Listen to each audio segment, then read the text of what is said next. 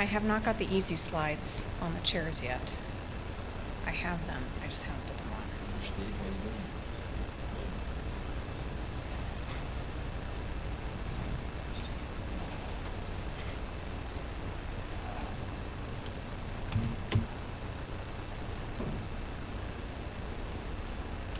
And Bruce, you're welcome to come join us up here too. And Garrett, you're gonna drive? Yeah, let me put on.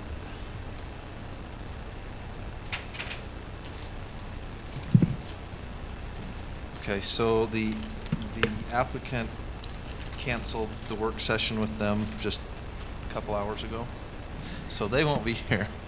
But there's still some things I think we could talk about as a group and figure out kind of which direction we want to go with this particular application. So one of the things that I think we ought to consider doing and talk about is putting together a working group. It would consist of a couple members of the commission and a couple members of the planning commission. We can't have more than 3 of this body on that group, or more than 2 of this body, but we could have at least 3 planning commission members if we'd like to do that. And then that group would kind of meet as a committee with the developer and talk through concerns and issues and kind of, I guess, do the pre-negotiation, so to speak. And then we bring the results of that back to this full body, both groups all together. We did that with WPR and with the Snow Basin Development Agreements, and I think we had pretty good success. Debbie, would you agree with that? Do you feel like that's a worthwhile thing to do? Yeah, I do. And we had the county engineer came to the meeting. with- So we yeah, have it county was very engineer, nice. and of course our staff will be there as well, and Bruce here that's reviewing everything to kind of help walk us So through. we kind of went through line by line. Yeah, worked through everything. And I feel like that's really necessary with these agreements. I mean, these are big deals, so with that, let's maybe think about that, and we can decide who would like to be involved with that. I think I would, again, suggest 2 commissioners, because we can't have 3 or more, or we'd have a quorum, and maybe 3 planning commission members, so that we don't have a quorum of your group either. Garrett?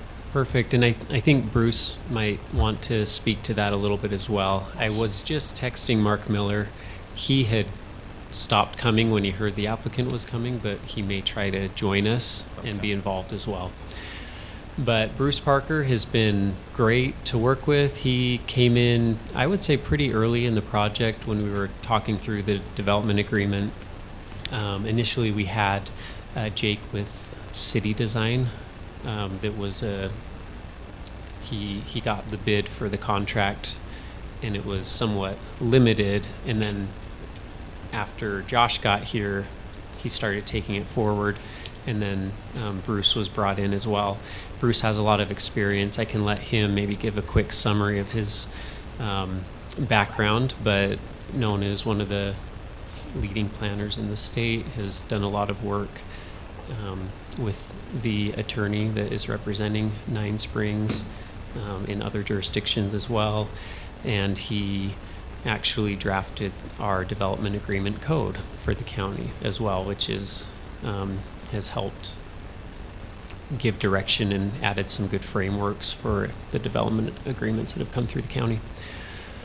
And Bruce, I don't know if you want to come join the table. Yeah, come on up, maybe Bruce, would that if you be want. easiest? And then So Bruce, you helped us with the Snow Basin deal a decade and a half almost ago. I remember working with you on that, so. They haven't put a shovel in the ground, so.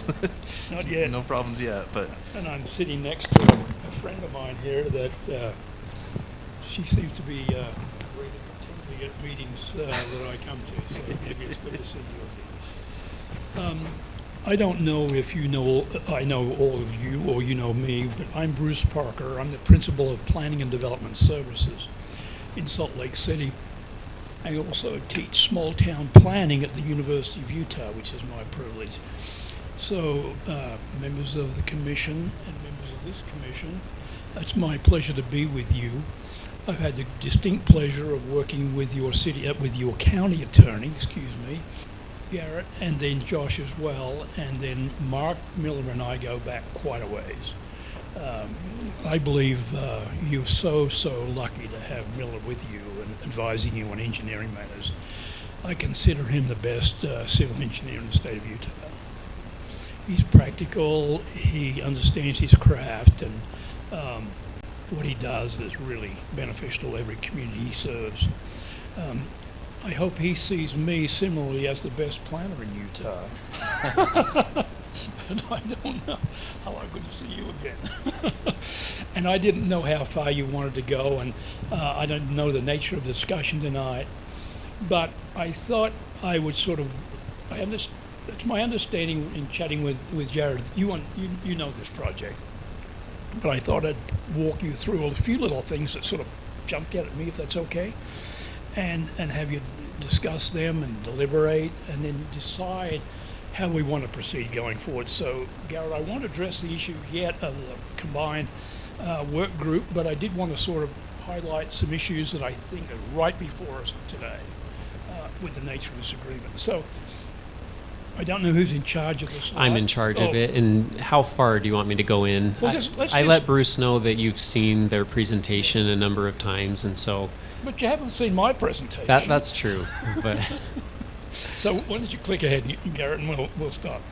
Keep going. So this is the general plan of the community of the county. I think it was a 2010 version, so it's a little dated now. But there's some principles in here that direct the county commission and the planning commission on proceeding forward. And one is most growth in the county should occur within the incorporated city areas or within a master planned area. So they were the ones that popped out to me. So it seemed to me as a planner that you already have a provision in place, a policy provision in place that would allow the Nine Springs Mountain Resort project immediately adjacent, immediately south of Snow Basin. Next, please. So here's the general plan, and I pull it out for a reason. Skip to the next one too.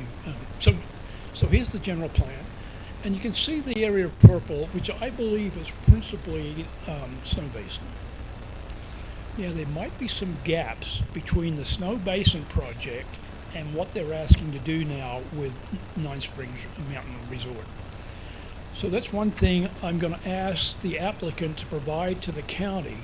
They're all their GIS and shape files, so we could start to overlay them and see where there's gaps. Because I just want to give everyone a heads up, it mightn't be just a rezone application, it may also be an amendment to the general plan of the county as well, depending where we line up on that map. So that's not a problem, shouldn't be a problem for the applicant because those things could run concurrently together. But I just want to give everyone a heads up that we may be also looking at a general plan amendment. Go ahead. So this is the property boundary, and this is what I'm going to ask the applicant to provide, all these images in a shape file so we can start to overlay things. Next one, please, Garrett. I'm skipping along pretty well, quickly. Here's their legal description, and these are the properties that are included in the MSMR project. So if I just call it the resort project, we'll know what I'm talking about. There's a couple of pieces. There's a tiny little piece on the top of the left-hand corner that seems to be a remnant piece of property that's not included in the description. So my question to that owner is, are you part of this application, or have you deliberately decided not to be? Because we need to be sensitive to those pieces of property that are either in or out. We need to be aware of what precedent we may be setting for them, how we may be affecting their property rights, and have they deliberately made the decision to stay in or out. You can see the small little piece, it's right in the top left-hand corner. So do you go around for every property that's bordering this property line and ask all of them that question? No, there's some that are already in a subdivision to the south end. I wouldn't ask them that. I know they're about. But there might be some that are in or out, and that was one that would sort of seem to be popping out to me. It's very, very small, but it's important, particularly if I own it. I want to know what's happening around it. So I wouldn't, so to answer, Commissioner, no, but I do want to line up their legal description with the legal descriptions for the other properties. Next. And so this is a focus on the south end. This is probably the most sensitive area for line, making sure we not have any overlaps in descriptions, and the resort is not affecting property negatively. And I just want to highlight that as an important task. We need to be aware of how compatible what the resort is proposing with the adjoining uses that either already exist or that may exist in the future. And what you're going to be doing here, if indeed this was to be approved, you're setting precedent for adjoining properties. These things have a tendency to have a ripple effect, and you can see what's happening with Snow Basin. It's rippling down to the south and affecting this resort property that's the Nine Springs Ranch property. Go ahead. So here's another little piece that's on the sort of the Trappers loop. It's my recollection that most of what's included in the blue line to the north and to the east is the Snow Basin property. But again, we seem like we have a little piece that's a remnant. Right at the entry, it's going to be close to the entry of the proposed Nine Springs Mountain Ranch. What does that owner want to do? Because if we approve a resort village on the west side, I would anticipate we'll see something on the east side, particularly where that overpass is being proposed. So I'm just sort of highlighting some things to be aware of. Go ahead, Gary. This is a development area, about 7 or 8 or 9 separate areas. You're very well aware of this, the resort village core area, and then all these other residential developments around. Next one. Okay, so this is a summary of what's proposed. You're very well aware of what's proposed. I think it's nearly 2,300 acres and 27 odd residential units plus the 600 hotel units and other activities. 105,000 square feet of commercial square footage. Now, as the chair mentioned, this is a significant project in anyone's mind. This would be overwhelming for many communities when they're looking at subdivisions of 3 lots or 4 lots. For someone to come in and propose the development of over 2,000 acres and over 3,000 residential units would be something very hard for many communities to consume, if I could use that word. Was that a comment of? So you've gone through this, so let's move on. Now, there's a couple of other things we need to be aware of, and my eyes are failing me, so I'll just go on. I remember. There's a proposed overpass to be constructed by the Utah Department of Transportation. I raise that as an issue that we need to coordinate with the Utah Department of Transportation, probably the Wasatch Front Regional Council, to see if that overpass is even on some transportation improvement plan today. And if it's not, when do they anticipate building that overpass? And indeed, if they don't, who does to access the property? So that'll be a discussion we need to have with, if Mark was here, I think you're in District 2 of the State Department of Transportation. So Region 1. Region 1, excuse me. A Region 1 district engineer, and then also with Andrew Gruber, the Wasatch Front Regional Council, on where they are on the planning of that major improvement, if anywhere. It's not on any of it. Yep. I can tell you that it's not on Right. any plan. UDOT never contemplated an interchange there. And I'd be wondering why would that one would predate Snow Basin, for example. An overpass. Sorry, an overpass, I guess. Next. Not through 2050. This is all the range of activities they propose, zip lines and alpine slides and indoor and outdoor recreational facilities and yurts up towards the top of the mountain and various other activities. Next, please, Garrett.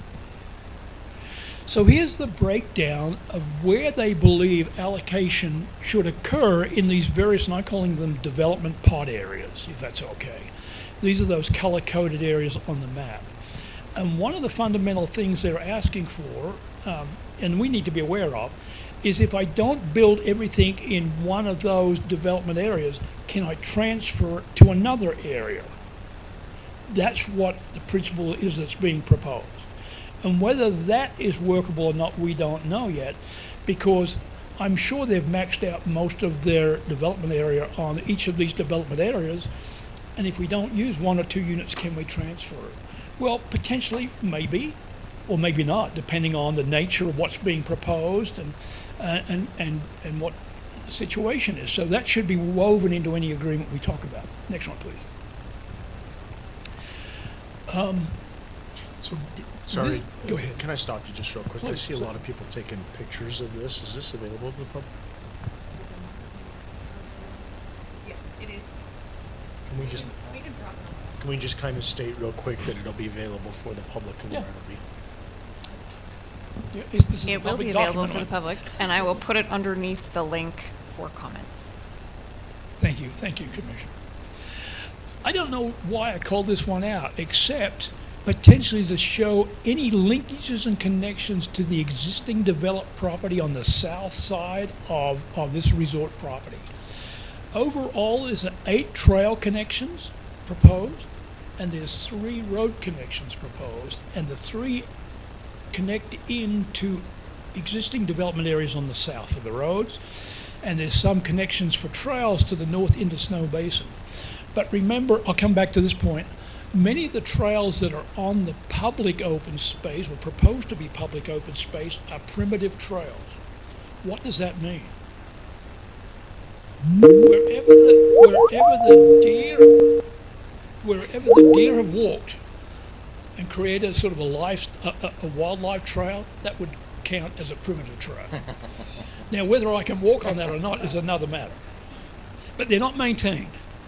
That's the main thing. And many of these are up on very, very steep That's and not high. an improved trail. Not an improved trail, no, sir. No, That's sir. interesting. When we think about primitive trails, it's primitive. Even their description of their material said you've got to have a high clearance vehicle to be able to access the yurt site that's within the private open space area.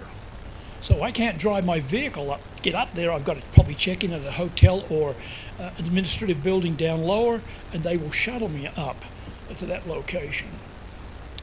Some of these trails that are proposed for public access, you know this area better than I do, but I'm guessing it's going to be on the top of the mountain ridge. So if you're like me and run out a little bit of gas as you get older, I might be have to camp up there 1 or 2 nights to get down. I don't know. Go ahead, Gary, please. So here's an important illustration or a graphic for us. This is, I'm sorry for the color, it's faded out a little bit, and hopefully you can see it a bit better. But this is the area that's decided to be private and public open space. The private open space is generally located on the south side of the property, a little bit on the north and a little bit on the east side, and then most of the private open space is located where the darker green is. Now, as I've looked at their agreement or proposed agreement and their application materials, there is no definition of what is private. Now, that's important. Is it private like Snow Basin, where I can get to use their facilities if I pay the lift fee and all the other fees that may be involved? So I'm able to access a private piece of property by paying a fee. That's a private, right? Snow Basin is private. Or is it a Wasatch Peaks private, where even if I went there and wanted to pay my way in, it's my understanding I cannot get in. So I think that's important for us to discuss. I also think it's important for us to discuss what is public and what does that mean. And what does that mean to the county with the maintenance and obligation and insurance and all those matters if a wild-eyed person like me starts to hike on these trails and I fall over? Or I think it's a bike trail and I fall off. And I've heard a lot of people falling off their mountain bikes this year for some reason and getting injured and out for a while. So just look at the public and private open space discussion. And my question for us is, what determined between the public and private open space?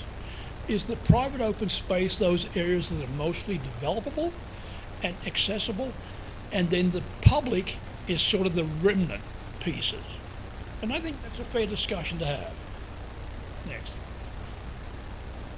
This is the slope areas of the site, the resort site. What is in red are slopes of 25% or greater. You're very well aware of this. And so we will have standards in our existing code about how you could access some of those for cut and fills, slopes on roads, etc. And Mark would be very attuned to making sure that we comply with county standards. But even if we could comply with county standards, there's many of those areas I would predict are inaccessible. Bruce, it appears to me if we were to overlay those two maps that most of that public open space is over 25% slope. That's right. Which is probably why they're willing to make it open space, public Right, open space. right. Now, I don't Interesting. know if there's value to be having public open space. Oh, Mr. Miller, good afternoon. So there's value to having open space, but what is the amenity? What is its value? And we need to chat about that, I think. What is it bringing? I remember when we went through the Snow Basin project, the county was very hesitant to talk about any public space at all because of cost implications or any other obligation as well. So that's something I think will come up again. Next, please. I think it's important also to understand how we're going to delineate between the two. Because you may have public space, but if the public either can't access it or doesn't know that it's public space or ends up trespassing on private space because they think it's public, you're creating a real Exactly. mess to deal with, Exactly. an enforcement issue. Right. So anyway, just something to So, think you know, about. you think about signage and all those sorts of things, but, you know, signage gets knocked down occasionally and all those things. What was I was just making the point that you've already made, Commissioner, that most of this property is above 5,500 feet, fairly steep and high. So I know the engineer and your road maintenance folks and the fire guys and the EMS services will have a concern about accessing some of this property and how we access it. And it gets back to private and public. What are the private roads and can the public drive on them? Or is it some sort of a security that I've got to get through and pay a fee or whatever it may be? Next. So, these are the fundamental big ones that I called out. For sanitary sewer and culinary water, the county is required to receive a recommendation from the designated culinary water authority as part of subdivision review potentially. So before we approve any subdivisions in the county, we've got to go to the designated culinary water authority, have them review the plan and make an approval of that water or sewer plan. So I believe they've identified Highlands Water Company as the water provider, and I've identified three options that we could suggest to secure their involvement in this review and planning process. Do we go to Mountain Green's sewer district, and do we go to the Highlands Water Company now and say, would you please look at this plan and see if you could give us a recommendation? It wouldn't be an approval, it would be a recommendation on what's needed for them, what improvements and facilities do they need to make this project work. And then potentially the next option, so that's option number one. Option number two is wait. And we won't go to them until we have a real subdivision application before us within the Nine Springs Mountain Resort area. Hold on. And then the third one I have is a combination of both. Go to them now for a review of the plan the concept plan. They don't have all the details, but we have the uses proposed, we have where the uses are proposed, and we have potentially they could calculate, or Mark could calculate, the demand for water and sewer. Based on that, they could give us a recommendation of the facilities improvements and the rate structure potentially of what's needed to happen as part of this approval process. Right? And then still come back to them when we actually have a subdivision or a site plan application before us. We've got a recommendation from them, that's not binding, but when we go to their review and their approval, that becomes binding. But that's information that we could use now to check if those basic services of water and sewer are available. And that would be, I know the applicant would say, why do we need that now? And I'm saying for our comfort and our level of security before we approve anything, let's make sure these independent water and sewer providers are able to serve. So can I make a comment real quick? I guess the biggest concern I've had that we haven't addressed at all, before we can even get going on any of this to a degree, is the approved density. I mean, if we're truly looking at 2,700, which is extremely high compared to anything we've ever approved, then all these points you're making are extremely valid, and how do we deal with those? If we're looking at a third of that, it's a completely different story. And I guess the thought I have is versus going down the path too far of saying, hey, they're presenting all this stuff and here's everything. I'm going to hold on. How much are we willing to, or how much do we want to move forward with the density? I mean, I don't mean to be blunt and to the point, but But you need to be. And what your concern is, every time we meet, including this work meeting and meeting with the applicants, the furrow gets a little deeper. And it's harder for us to pull the plow out of the ground because we've had all these meetings and we've never said this is not going to work for one reason or another. I would be hesitant to make that claim, though, based on just my density assessment only. This is more dense than whatever we've approved in the county, right? not just by a little bit. A lot. A lot. You can make that. Because when we talk about design, you can design anything you want to design. You really can. Wherever you're at, you can make it work. If you put in enough money, you can design what you need I to agree. design. It's the volume. Volume of Density people. is not necessary. How many people per 2,700 units? 3.1 or whatever the average Yeah. is. I mean, that explodes our county like we've never seen it before. Exactly. Okay. I So, understand completely. okay. And you're right. Friends like my friend Mark back here can design anything to work if we throw enough money at the improvement. Sure. You're absolutely right. But to supplement that argument, I would like to hear from the independent providers from water and sewer, hey, what is the reality of you being able to provide services to this property in the 15 to 20 year build out period that they anticipate? Oh, I'm 100% certain they can at 2,700.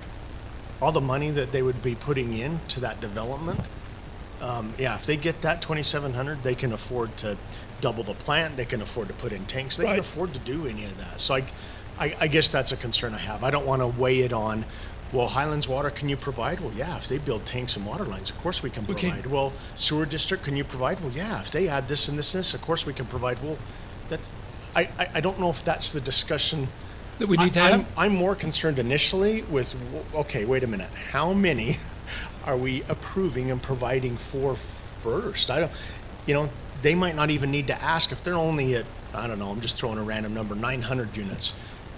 They might not need to increase the size of the existing sewer facility that's being, I don't know that, but how can we answer when we have no idea what the unit number is? Can you hold that thought for a minute? Sure. Can you hold that? Because it's a critically important question that you're raising, but I wanted to go through and circle back to that if we could. Next one, the next one slide is related to sewer, the next one is fire. This application hasn't identified who is going to be the fire service provider or the fire authority. I recall when we did Snow Basin, I think it came out of Mountain Green. somewhere, and I don't know if the county is interested in it, but the same thing applies here. Now, a fire authority doesn't approve it, it recommends. And so a fire authority, but I would also put your EMS services into that bucket, if I could say that. That, how do we get services to this mountain resort community on January the 1st, 2026, after we've had 3 or 4 feet of snow up in this vicinity? How can we get there? So be aware of that. I'm just adding that under the list of things. For EMS and fire, critically important. Next one, please. And then, and they are proposing a fire station. But who's going to build it, construct it, when, how, who's going to be staffing that facility, et cetera, et cetera. So those sort of details we need to address. Go ahead. And then we have a lot of other roads, for example. The application says we'll comply with county standards for cul-de-sac length, dead-end streets, curvature, both horizontal and vertical alignments, et cetera, et cetera. And Mark would be reviewing all that. But we need to know, I think, and this is one thing I'm asking for, if they wish to go forward, and I mentioned it earlier, these development pods need to be called out, and we need to have the topography for each of them provided to the county. So Mark could use his expertise and say, this road will work, this one, even conceptually, will work or won't work. That'd be very, very helpful. Because once you give an agreement, on an approval, on the agreement or the concept plan, you are significantly entitling this property. And as the commissioner points out, once we entitle it, you are bound by that agreement. So it is appropriate to be judicious and careful in what we do. Next. There's other services. Can I just interrupt you? That's why I was thinking Jared was saying what he was, is you know, perhaps it doesn't even need rezoned. You know, we need to figure out what we're going to allow there before we go so far down the road. They're saying, well, you've let us on for this long, telling us if we have these things, it's gonna, no. And we've invested thousands of dollars Correct. Responding to your questions, Exactly. by the way. Correct. So that's why I feel like Jared does. We gotta say, this is what we're okay with. And it might not require, I think they have 600 lots already approved with no rezone. And maybe that, we don't even want that, but they can have that. We've committed to that. That's right. You know, I agree 100% with what both of you have said, and I think what Bruce is getting at is trying to help us put together our, I guess, list of, hey, 2,700 units isn't going to work because we don't have the plow trucks to deal with that. We don't have the fire and EMS resources. We're not even sure you can get water and sewer for that many. I mean, I think it helps us have a little teeth when we go back to the developer and say, look, the number of units is just too many. I don't think there's anybody here that disagrees with that. I guess the concern I still have is if it's 2,700 units, and if the average per home is, let's say, 3, I mean, you're talking 9,000, and our population right now is, what, 14, 15,000? You can afford, with that many units, to build our concerns. Yeah. You can. That's true. You can build a new tanks, you can build new sewers, you can do anything you want with that much money. So I don't know if we can say, well, there's not enough, we don't have enough plans for sewer or plans for water. They'll say, okay, we'll make them. I guess the concern I have, or thought that I would have, is similar to what Commissioner Wilson and Newton are saying, but when we look at the county and see what we've approved in the past, Yeah. and I think if we've gone down the road of these very high-density resort communities in the past, that would be one thing. Okay. But when we have not, and that's what the previous commission have chosen, we've had previous, probably multiple public meetings with the previous approvals of the resort districts, and we have another one coming before us now. I think we have, to a degree, a precedent set with the residents that said, hey, look, we're not saying no, but we got to be under control here a little bit, and not for the reasons of we can't build it. Yeah, you can build it. Okay. So let me How do we stay in control a little Let me bit here? give some defense to that argument if I could. One would be, why don't we simply do an inventory of what we already have approved? And it's not built yet. What are we already committed to? You know, we might be able to add up thousands of buildable lots today without one more approval. We will. Snow Basin in particular. So In we've a already manner of made a speaking, huge commitment. In terms of land use entitlements. Yeah. When you say buildable lots, Snow Basin is a long, long ways away from a buildable lot, other than the ones they have currently, which is just around the resort base. But they do have a development You agreement can in look place. at, sure they do. And you can look at the zoning map for the entire county and say, there's buildable lots all over there because people can come in and request building. Now, there's densities and appropriate densities. I appreciate your presentation. I mean, fundamentally, before we even get to density, we need to talk about whether this is the appropriate use for this part of the county. Now, they've proposed resort and hotel, commercial uses, multifamily, and single-family uses.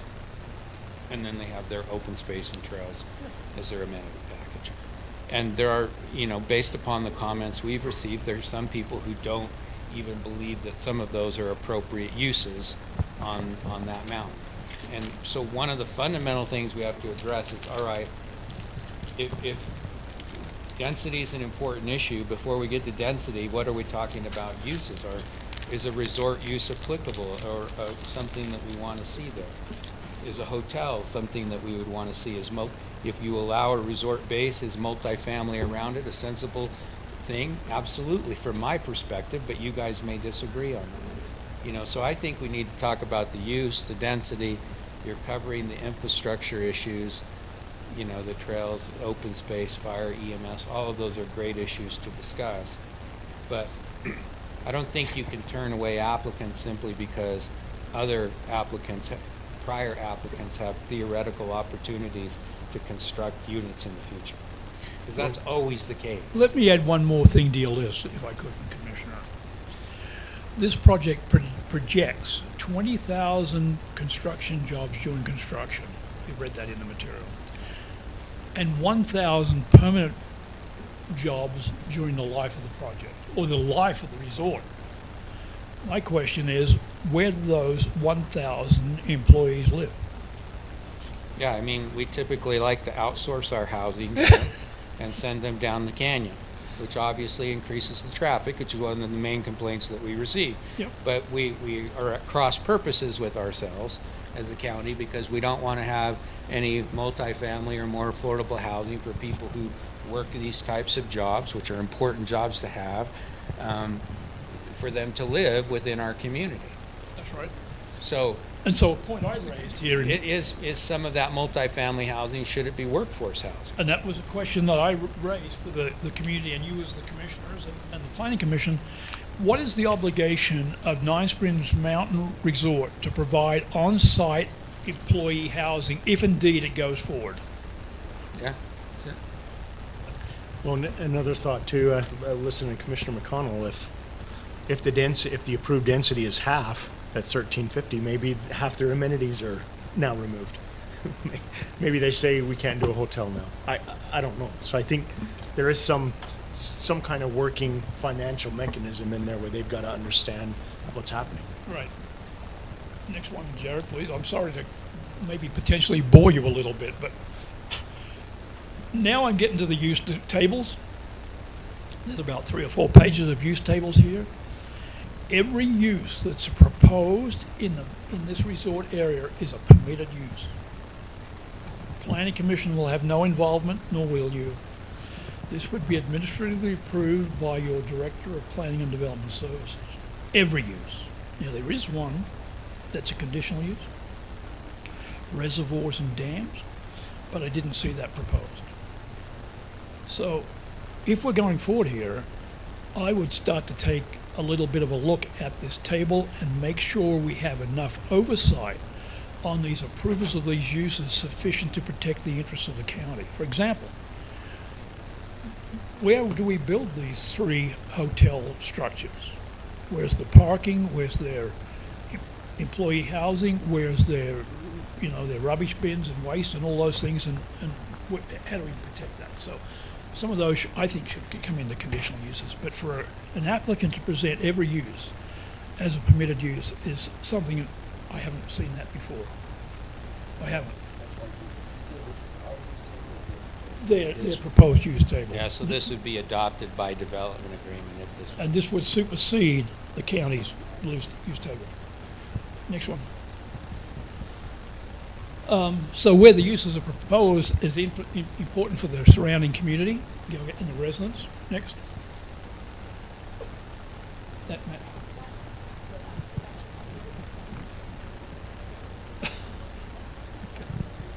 So I think I'm using the most recent mapping they had, but maybe it needs to be updated. Right. So they're the basic fundamental policy questions that I've raised as infrastructure matters. Before we talk about design and those things, which Josh has a great handle on architectural features and those things, I wanted to bring to your awareness of the impact of the utilities and how we provide those utilities. But the commission is raising issues that are precursors to even that discussion about does it comply with our general plan of the the county? If you scroll back to the very beginning, I raised some questions about whether the entirety of this property is either in or out of the general plan designation. Now remember, a general plan designation is a policy guide only. You're not bound by that. As much as a planner, I'd like to say, yes, you are, but you're not. And it's a guide, and you could revise that as you gather more information and more information is put on this particular piece of property. So I think that's about it for me. But I'm ready to listen to questions because I spent the last 4 or 5 days getting familiar with Nine Springs Mountain Resort application. And it's a rezone application. Bruce, can you give us, since you were involved with the Snow Basin application, I realize that's been more than a decade ago, and Mark, you were there too. Seems like yesterday. Can you maybe just give us your thoughts on some of the similarities and differences between the two? Just, I think it's helpful for us to kind of understand what they're looking for. The first is, the main base at Snow Basin already existed. And it was right on the line, I think it was more in Weber County, but it was going to come over onto our side, so that the main facilities of Snow Basin already existed. And we just experienced the Winter Olympic Games where they had the downhill on Snow Basin. So that energy already existed. And they also had control of the property immediately to the north and to the south. And so they were already property owners within the county and looking to expand incrementally. What they were proposing, I thought, was fairly minor, because most of the base and the residential was going to be around the base, and what we were going to see was more access for recreation, the expansion of the ski resort, etc. There was some around the Strawberry Lift area for residential, but certainly I don't think Mark was at these sort of numbers. I don't recall. Can you pass that microphone over to Mark? Thanks, just for the recording. So the development agreement for Snow Basin had a new lodge right off of Traverse Loop and below Strawberry, along with a parking garage and a hotel and a new lift to take people up to the Strawberry Resort. And there was a lot of discussion back then about how high those homes went up the mountain because of the viewscape. And I remember recently, maybe 5 years ago, they came back and started poking around Weber County and Morgan County. Their plan back then was to relocate the main lodge, which was Earl's Lodge in Weber County, to this new lodge right off of Trappers Loop below Strawberry. The reason for that is because most of the traffic for Snow Basin comes that direction, from that direction, and they wouldn't have to turn off onto that Snow Basin road. They changed their mind during the discussions. It was probably only 4 years ago. This is when They were looking at a Club Med coming to Snow Basin Ski Resort. So they changed their mind and started working over in Weber County instead of starting and one of the first things they did approach me with was, can we move those up the hill further, closer to Strawberry? And I told him how the county had gone through all of that with regard to viewscape and how the county had limited the height at which they could build up the mountain. And they're basically in a pocket there, as you remember, but just right across from the sewer ponds. They're in a pocket, and what the county commission back then and the planning commission had decided was to limit how high they could go up on the mountain, notwithstanding the new lift that would take skiers up to Strawberry. And Mark, if you recall, we floated a number of helium balloons on the site where they were proposing developments to see if we could see them visually from surrounding properties and also from Trappers Loop Road. We floated these various balloons at various locations where the most density was, so we had an idea of the impacts to the viewscape from down here looking up or from off Trappers Loop Road as well. But I wanted to compliment the Snow Basin's application because they were very specific on the architectural design of the facilities and worked complementary with us to make sure it worked for them and for us. So that's where we ended up. I want to interject something here from an engineering perspective. As I look back at that, and it's a very old development agreement at this point in time, but we had probably 1/3 public roads, 2/3 private roads in that agreement. Bruce, would you say it's in the new? And maybe it's 1/4 public roads. Looking back on it, and now being up at Wasatch Peaks Ranch every week, my recommendation would have changed to all private roads because I'll give you a quick example. Just one 500-foot section of Wasatch Peaks Road, they found a landslide, and they had to put in 1,600 piles to stabilize that. They found that wasn't enough this year, and so they're probably going to be between $5 and $10 million just to repair the land or to remediate the landslide for that 500-foot section of road. So because they're building in the mountains, if you turn off Trappers Loop Road onto Snow Basin Road, you've all seen the landslides they've had on just that little section. And Jared, or Commissioner Anderson, has worked directly with the remediation on that, most likely, and he knows how much that costs. And so when I'm up at Wasatch Peaks Ranch, I've learned a lot over the years in just how much money they are spending to fix probably a dozen landslides that started last year. The fixes didn't work, so they're redoing them this year. 2 years ago, they all failed. The fix didn't work, and so now this year they're redoing it. And every time I see them, and I pointed this out to our wonderful county manager, it's so cool we don't have to pay for that. But it is the point I'm making is I'm not sure in the Snow Basin that was new for me. What we were doing was so large. I'm not sure I would have recommended to the county that we take on. We just have so doggone much Norwood Tuft that stuff is going to slide if you cut into a mountainside.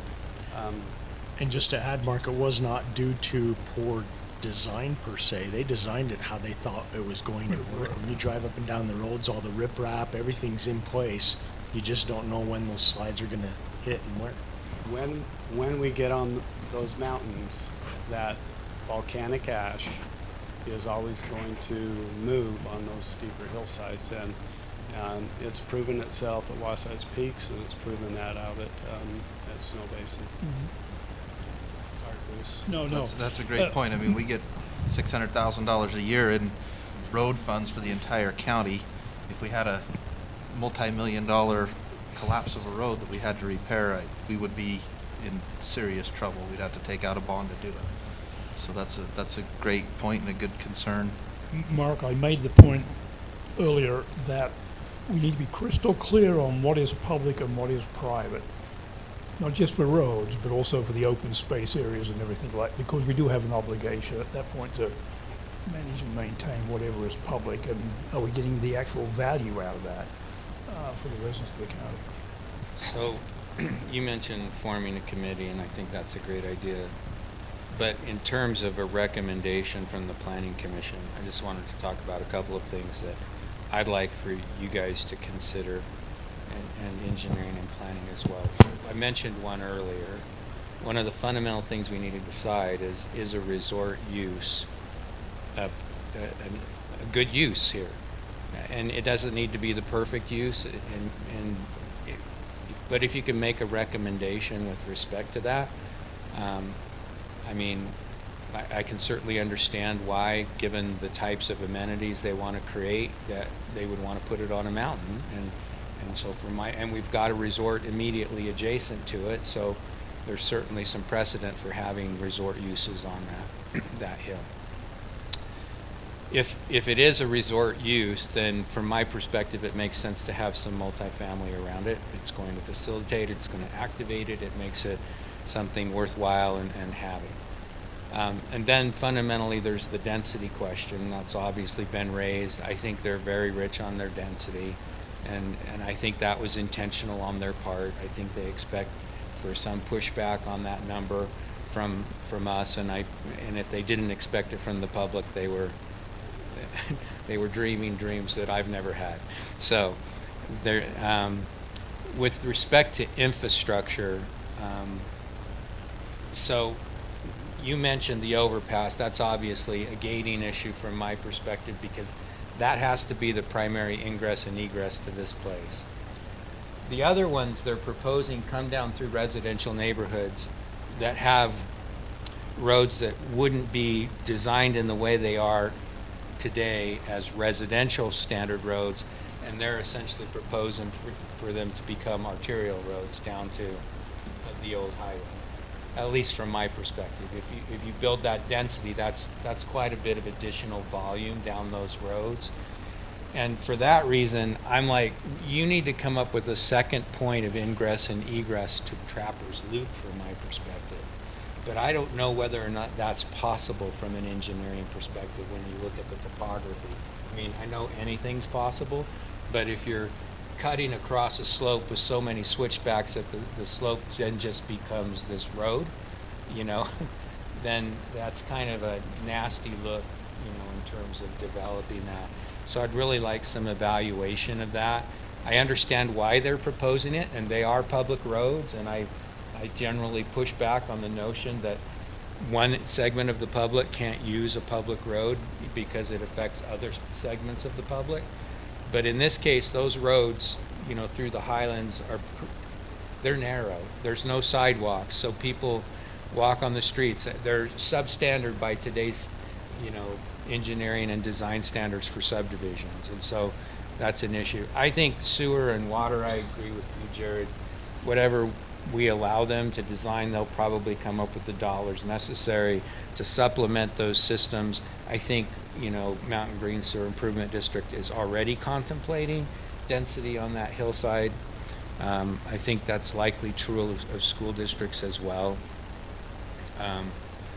The trails and trail standards, that was a good point. I love, because if it's a public trail, it shouldn't be a goat trail or a deer path. It should be a trail that, is at least built, and there's off-road trail standards, and they should be built to those off-road trail standards. Open space, public and private, that's an important part of the discussion, because I value the open space. I think it's important to have. I think it's a wonderful, give to the county to have open space, but I value it a little differently if it's all they're 30% and above slope and unusable than I do usable open space.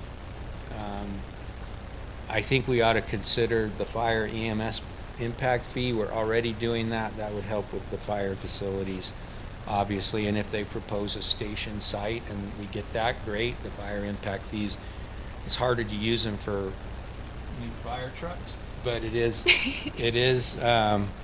you can use fire impact fees to build stations and to maintain the level of service. And whether it's a county service or a Mountain Green Fire District service, that's a possibility. I do want to explore the on-site workforce housing.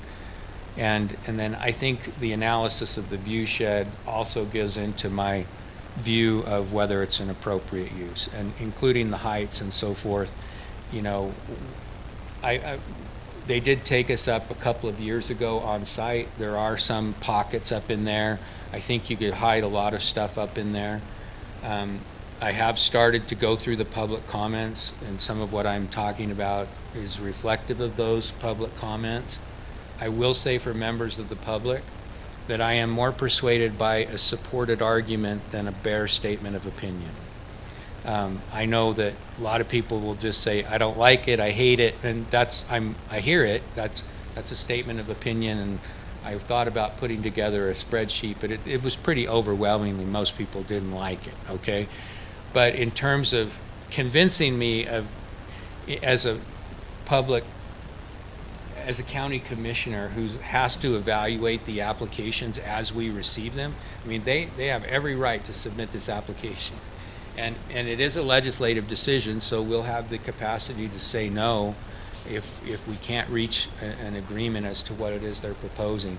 But I will just say, just as a matter of general perspective on any application, I'm more persuaded by a supported argument than just a bare statement of opinion, I don't like it. Or, you know, there's lots of statements about our watershed. There is a study that was done by the county a number of years ago. In the right locations, there's good water aquifers that can be accessed and utilized for the development of the county. And they're not necessarily up on that hill, but you're going to have to. So those were just some things that I wanted to bring up that I think are part of this discussion. And, you know, when you guys are deliberating with respect to this, those are things that I'd like to have your recommendation on. Although, given the time frame you've been talking about, I probably won't vote on this issue, so. Well, just to refresh on that time frame, I just made mention in the last meeting when we discussed this, there was, I think, a thought from the developer that this, and from some of the members of the public, that this would be a, you know, done by the end of the year kind of a thing. Well, the Snow Basin RSD, we worked on that for close to 2 years, maybe 3. And Wasatch Peaks was 2.5, 3 years as well. I figured it was at least 18 months from this point in both of those before we got to a stage of any type of approval. So in my mind, this is a much longer process than, hey, we're going to do a few hearings and get it done. I think you bring up a couple of really good points, and we probably ought to have those fundamental discussions, and maybe the Planning Commission have the fundamental discussion of, number one, is this the correct place for a resort type project? And is what they're proposing a resort? I will give my opinion on that right now. I feel like this is a subdivision with resort amenities. I don't feel like it's a resort. Snow Basin is a ski resort, and the project around it was supporting a ski resort, an existing resort. Wasatch Peaks is primarily a resort, both ski and golf, with housing surrounding it. I feel like that's very different than homes with an alpine slide or some trails. Now, you can decide what you think qualifies as a resort. That's Sure. up to you. And I think that's a discussion we need to have is, what is a resort, number one, and is this a resort? And then number two, is this the right place for a resort in the community? I was just going to ask if your view changed on that, if they do the 1 or 2 hotels in a village center up there that those amenities feed into, because that does change it from my perspective. I maybe when we had the developer in here, they didn't commit to this, but it sounded like that was the very last phase of development. And if that's the case, then again, that just supports my argument that this is a subdivision and they're adding some resort amenities. If it were truly a resort from the get-go and they built the hotel first and they built all the amenities and then they want to supplement housing around it, I think that's a different story. But that's that's my personal opinion. I think everybody needs to form a thought around that. And then I think the second thing we need to talk about is if in fact this is the correct place for a resort, and this is a resort, what are we even comfortable with in terms of units? Because to me, 2,700 units is a non-starter. They're way too high. It's just too much. It's too much growth all at once. 64% of it, by my calculation, they're asking to be multifamily or condos. That's a lot of multifamily and condos. I'm not against multifamily. In fact, I think it's good. We need more. Unfortunately, or fortunately, one or the other, affordable housing is synonymous with high-density housing, and that's what multifamily and condos are, is high density that typically are less expensive, and frankly, our children need a place to live in this county, and they can't afford $1 million homes, I can tell you that. So I think those are the things we need to talk about, have some conversation between the planning commission needs to have some discussion on that, this commission needs to have some discussion on that, and then that working group should have some discussion and then present those thoughts to the developer. To that end, we probably ought to form a group, a working group. Debbie, as the planning commission chair, do you want to maybe work that out amongst your planning commission as to which members would like to be part of that? Okay, perfect. And then we'll do the same, and we can start meeting on that. I just wanted to make a comment on the development agreement. I think it's a good structure and framework from which to work. But if this project moves forward, let's talk about the chair's comment with respect to a resort. If they make commitments with respect to the resort, it's a typical development agreement. They always want phasing to be within their control, and there's market-based reasons for that to occur. But it seems to me that there may be some phasing and or benchmark decisions on major elements of this that we would want to say, okay, you've come in as a resort development. We understand that you aren't going to develop the entirety of the resort base in the first component of this. But we want you to start on a component of the resort base.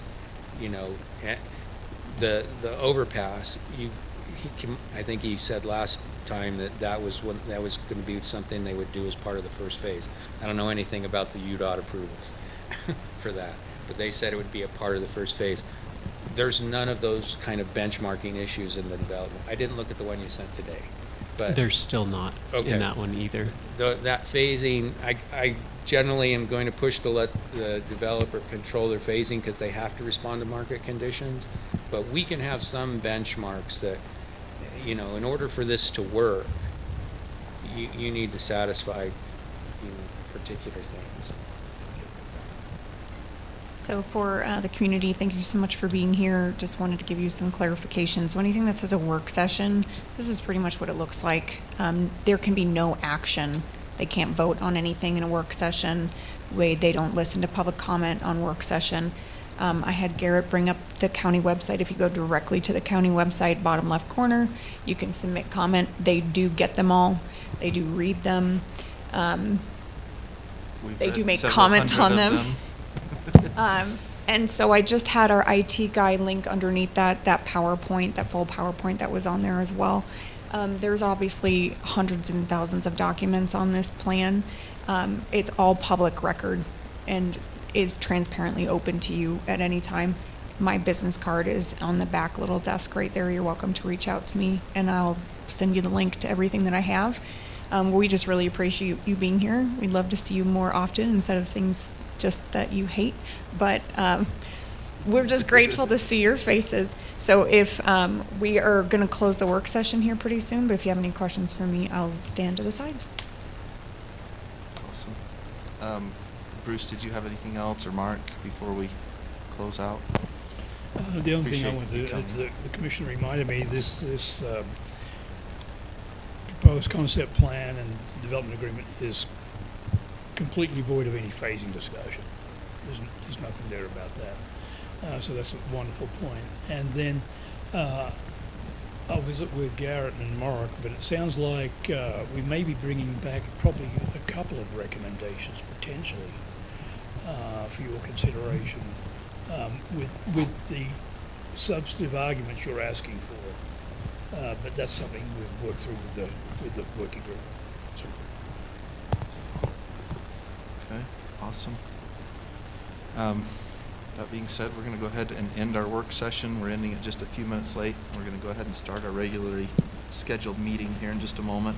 If you'd like to stick with us through the meeting, you're welcome to do that. If you would not like to do that, we'll ask you to hurry and head out the door and be quiet as you do so that we can get started here on the next meeting.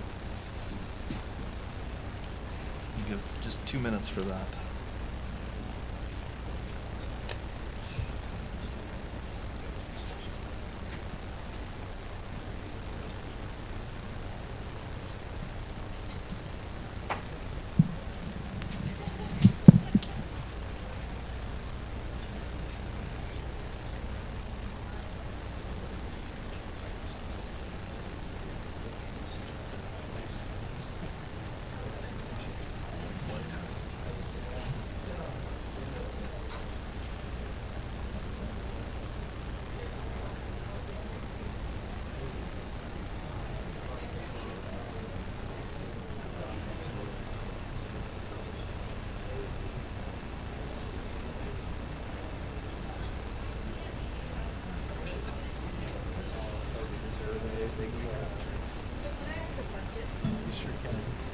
I was just talking to Ray and Carrie Gibson, and they were both telling me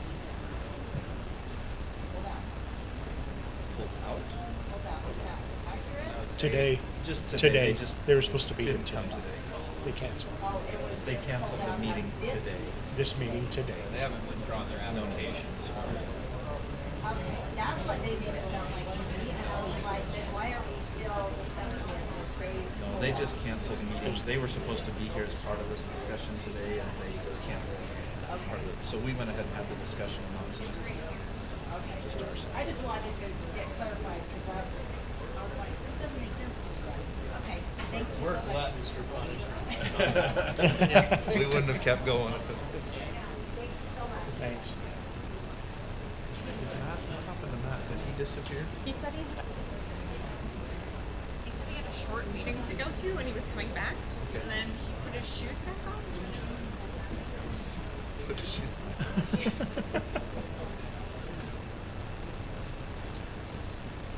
Okay, we're going to go ahead and call our regular meeting to order. Appreciate all those in attendance. We did just finish a work session discussing the Nine Springs Mountain Resort RSD application with the Planning Commission. We will begin with an invocation and pledge of allegiance, and I'll go ahead and take care of that, and then we'll move into our consent agenda. Our Father in heaven, we're so very grateful to gather here this evening. We're grateful for Morgan County and the people who live here and all that makes it such a great place to live. We ask Thee, Father, to please bless our community, bless those that are living here that are in need. Help us to be able to help them. We ask Thee, Father, to bless us as we discuss the needs of our community, that we will be able to do so with Thy Spirit. We say these things in the name of Jesus Christ. Amen. Please rise for the Pledge of Allegiance. I pledge allegiance to the flag of the United States of America and to the republic for which it stands, one nation, under God, indivisible, with liberty and justice for all. Okay, we will move into the consent agenda items. We have 3 items this evening.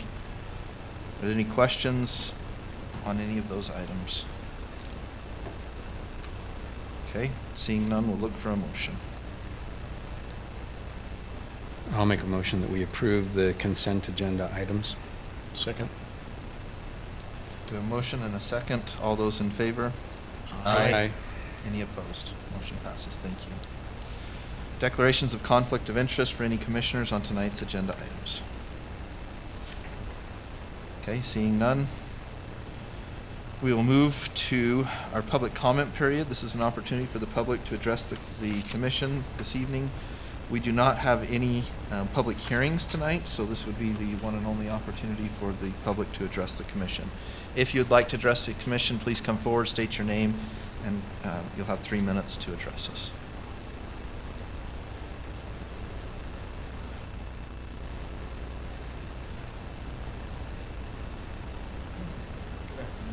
John Waykulis, Mountain Green. I have a couple of comments.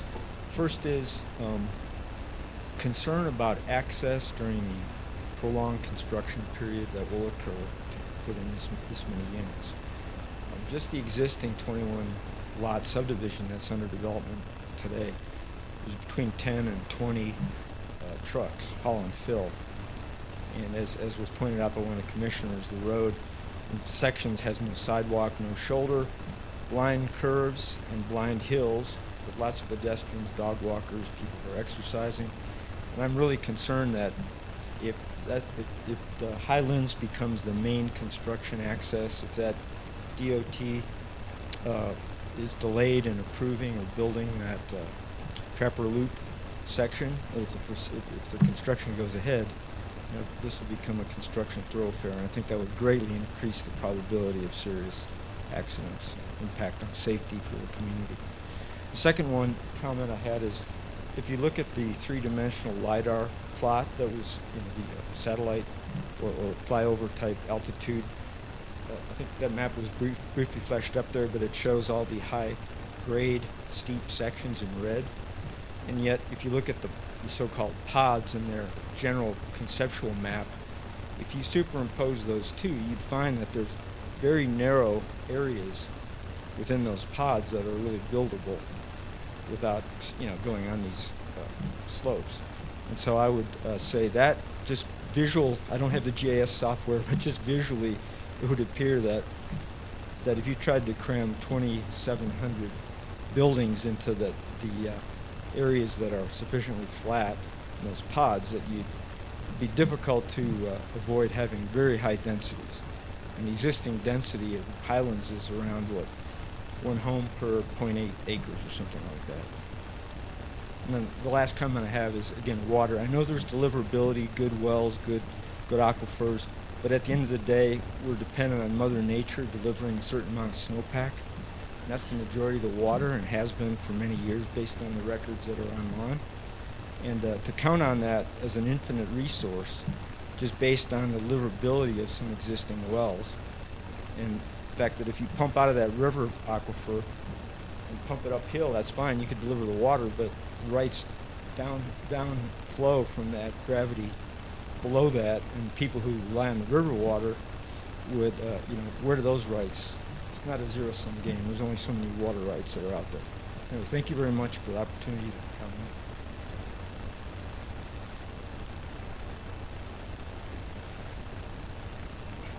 Okay, seeing no additional public comment. Oh, sorry, go ahead.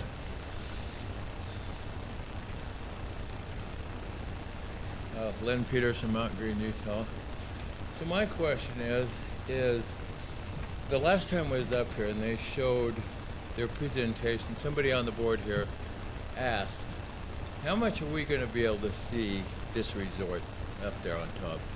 They had some blocks showing up there and everything. And what really kills me about the thing, I think the people in Morgan, yourself, you're going to see it all. You people will see it more than we will, some of us in the Highlands, in the middle portion of the Highlands up there. We may not see a lot of it, but we will see a lot of the construction. They're talking about 3 access roads and this thing that I really don't think UDOT will approve. You're on a blind curve, minimum ingress and egress for off-ramps and on-ramps. And we all know how many fatality accidents have been on Trapper since that went in. I just don't see that going in. I see what I do see is I see those 3 access roads, Highland, Creekside, Davis Street, where I live. They'll have nonstop traffic, trucks going up there. When I hear a developer say, well, no, if we get this overpass approved, that will be our main access. And what, for construction? Well, they have to tie into the utilities, the existing utilities somewhere, which is at the end of Weaver Drive, Highland, off of Woodland, or at the end of Woodland and Creekside. They're going to have to start down there. Why? And if a developer hires a contractor, generally how that works, the contractor, he makes the decision where he's going to come in. And I'm gonna be honest with you, I don't see that UDOT being approving that. I just don't see it. Another thing, we're talking about the sewer, maybe have to advance our new plan over there. The last one of the board members went outside the board and went and contacted those guys over there in the Yellowstone Club or the Wasatch Peak Ranches. Now, I understood that that was supposed to be all-inclusive when that was approved. They're going to have their own sewer department, their own water department, their own street department, their own emergency vehicles and all that. So what does this guy do? There used to be the chairman of the board over there. He goes over there and he says, hey, why don't you connect into our sewer system? So they did. Whitaker Construction did a directional bore under the freeway, under the railroad, under the Weber River, and how in the world they ever got the permits that fast to go under the railroad is beyond me. But nonetheless, they're connected into our new system. There's 7 lift stations on that sewer line. That's 3 minutes, I'm sorry. Huh? That was 3 minutes. It's wide as that? 3 minutes. Oh, okay. Well, I'm done then. Thank Thank you. you. Thank you, Mr. Peterson. Did you have something you'd like to say? Go ahead.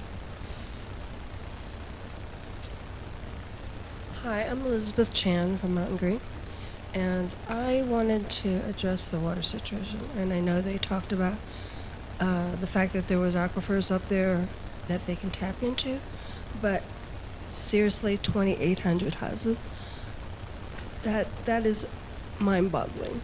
And just to look at the problems that we've had in the past with water, with Cottonwoods, and now Wasatch Peak, going into underneath the river, I am not sure that the water would be sufficient. And then talk about giving figures. I'd like to see those figures too. Like, does those aquifers actually support 2,800 housing units? And that, to me, is something that is beyond my imagination, because I don't think there's enough water even for the housing that's here already, because people from Cottonwoods are trying to get water from the water company, and they were supposed to have water, and that didn't turn out as well as everybody thought it was going to. So I would like to have the county, I'm not sure exactly who would do that study to see if the water is sufficient for 2,800 households. Thank you.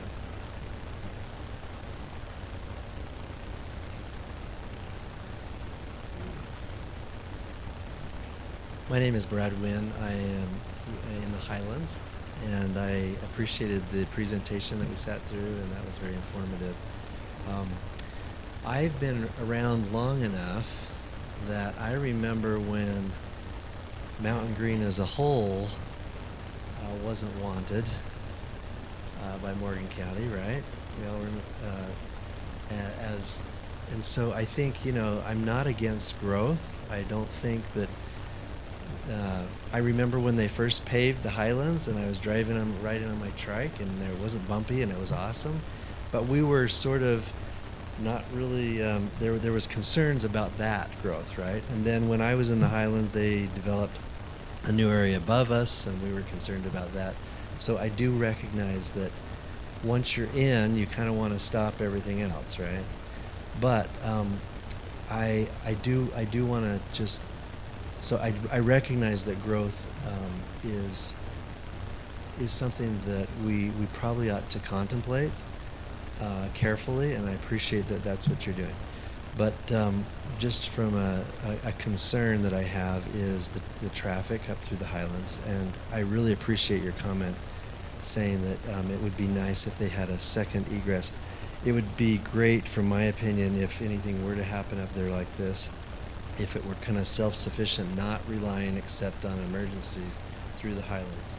Our roads are so small, and it would be just crazy, that traffic coming up and down there, and that's my biggest concern. So if we could somehow figure out how to mitigate the traffic through the Highlands, I think that would be terrific. Thank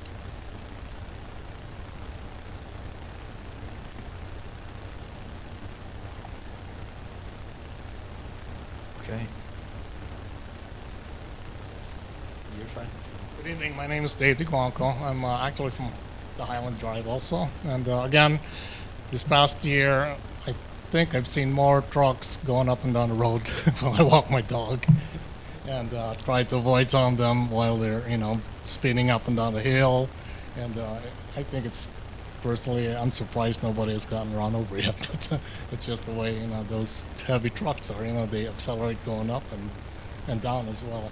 But anyway, I was going to tell you a little bit about this development area that you're talking about. I've ridden my ATV through there, and I know that if you're going to run a road all the way to Trappers Loop down to the other side, it's kind of a steep trail, so it's going to be really rough. You'd have to put a lot of switchbacks in and all that. And there's all kinds, like I said, pockets of areas that you could probably build okay, but some of those hills are pretty steep, so you're gonna have to spend a lot of money to, do the geotechnical stuff to make sure that they're stable. For years and years, Mountain Green has had a lot of problems, especially in the west side. Houses sliding down the hill, things like that, because of the unstable soils there. They're mostly clay, and they're really not suitable for building. So I would recommend that maybe do some kind of a geotechnical study along with some kind of hydrology study independently from the contractors. They're going to tell you what you want to hear. But as far as our concern, eventually the county will end up having to pay for it if you don't avoid all these problems. So that's all I have to say. What was your first name again? David DeGuanco. David? Huh? Thank you, David. Thank you. Thank you. Okay, going once, twice. All right. We'll go ahead and end our public comment period, and do appreciate you taking those comments. And again, feel free to reach out to us via email or through the county website. We do look at all of those comments and read them. We will move into our presentations. We have two this evening. The very first is introduction of our newest fire engine. She's sitting right out there. Sean, do you want to, and Boyd, I didn't see you behind the podium, Boyd, so I was calling Sean up here. Guys, that wasn't a short joke. That was just, I'm sorry, I didn't see you there. Mike, Thanks, Commissioners. I appreciate you letting us take the time to show off the new engine. I'm here with our Deputy Chief over Fire Operations, Sean Waller. He was the main driver of building this engine, so he put a lot of thought into it.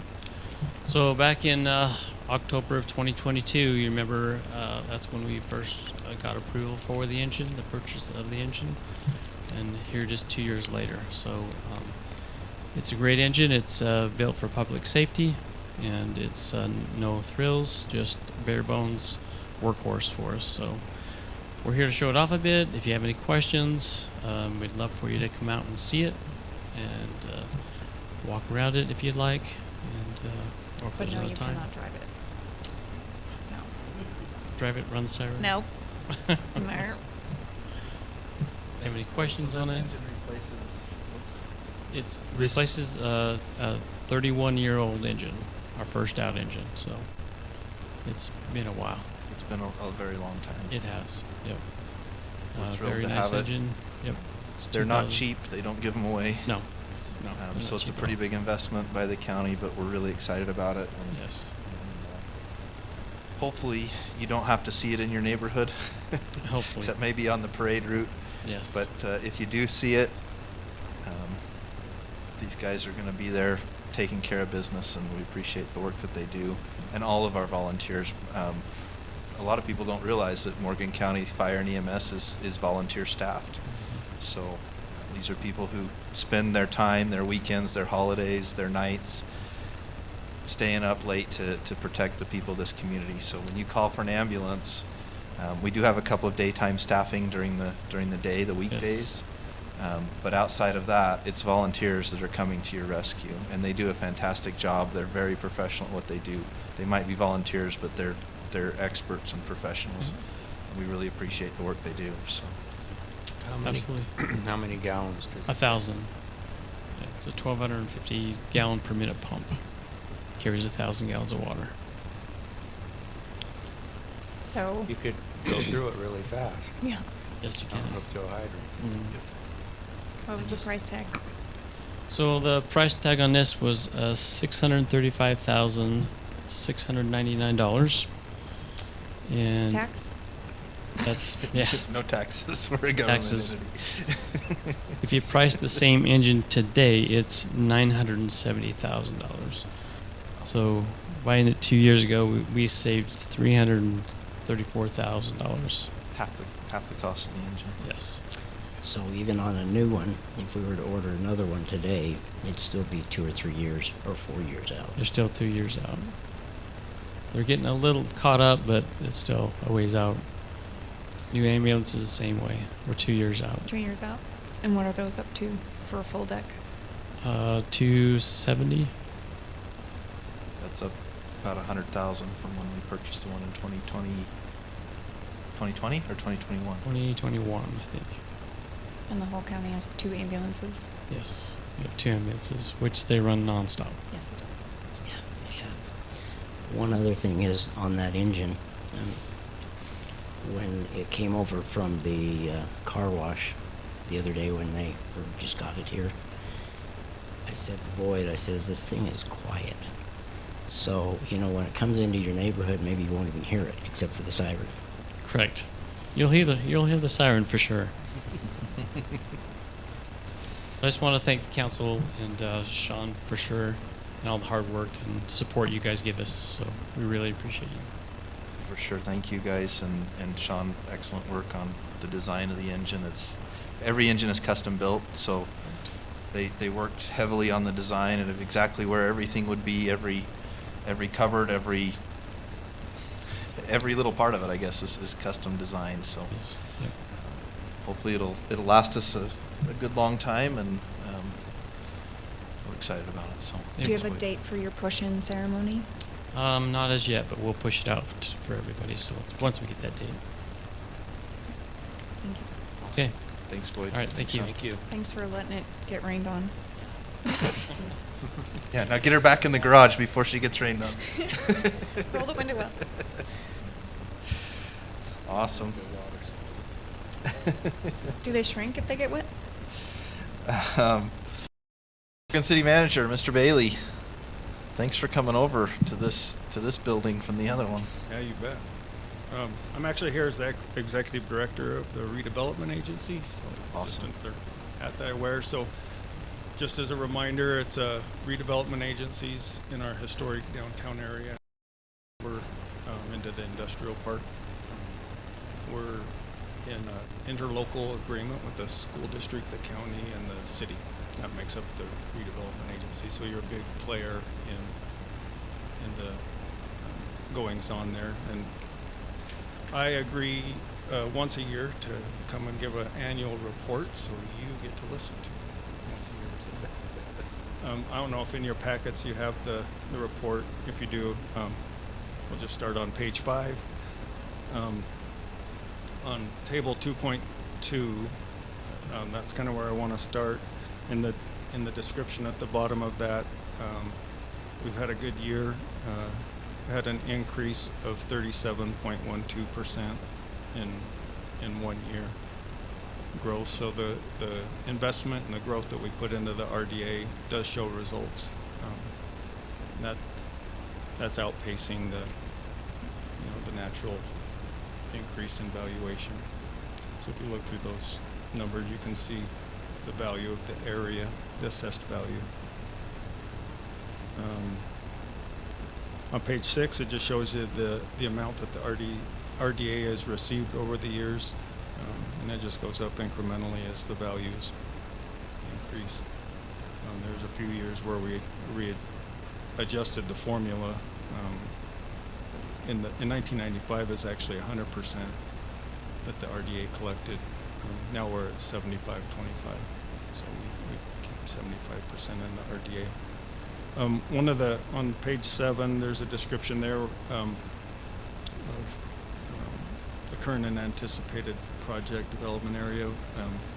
Just wanted to highlight that we brought McDonald's in, and so that's one of the big contributing factors to the 30%, 37% increase. It went from bare bare ground to having McDonald's, so that increases property value substantially in such a small area. The previous big increase that we had was when the hotel was built, so that was also bare ground. So just a couple of highlights there.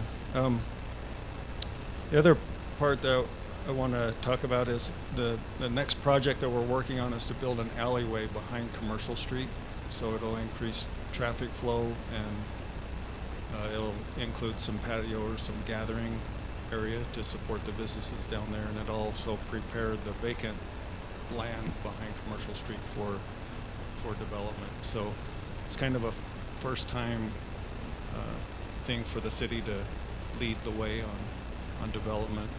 But we got a $458,000 grant for that project, and the property owners, for the most part, are exchanging the property for the value of the improvements. So most of that property we don't need to purchase. We are purchasing the property where we're putting the patio, and that was developable property, behind some of the businesses on Commercial Street. So we are in the process of purchasing those properties, but the vast majority of it's just going to be exchanged for the value of the improvements.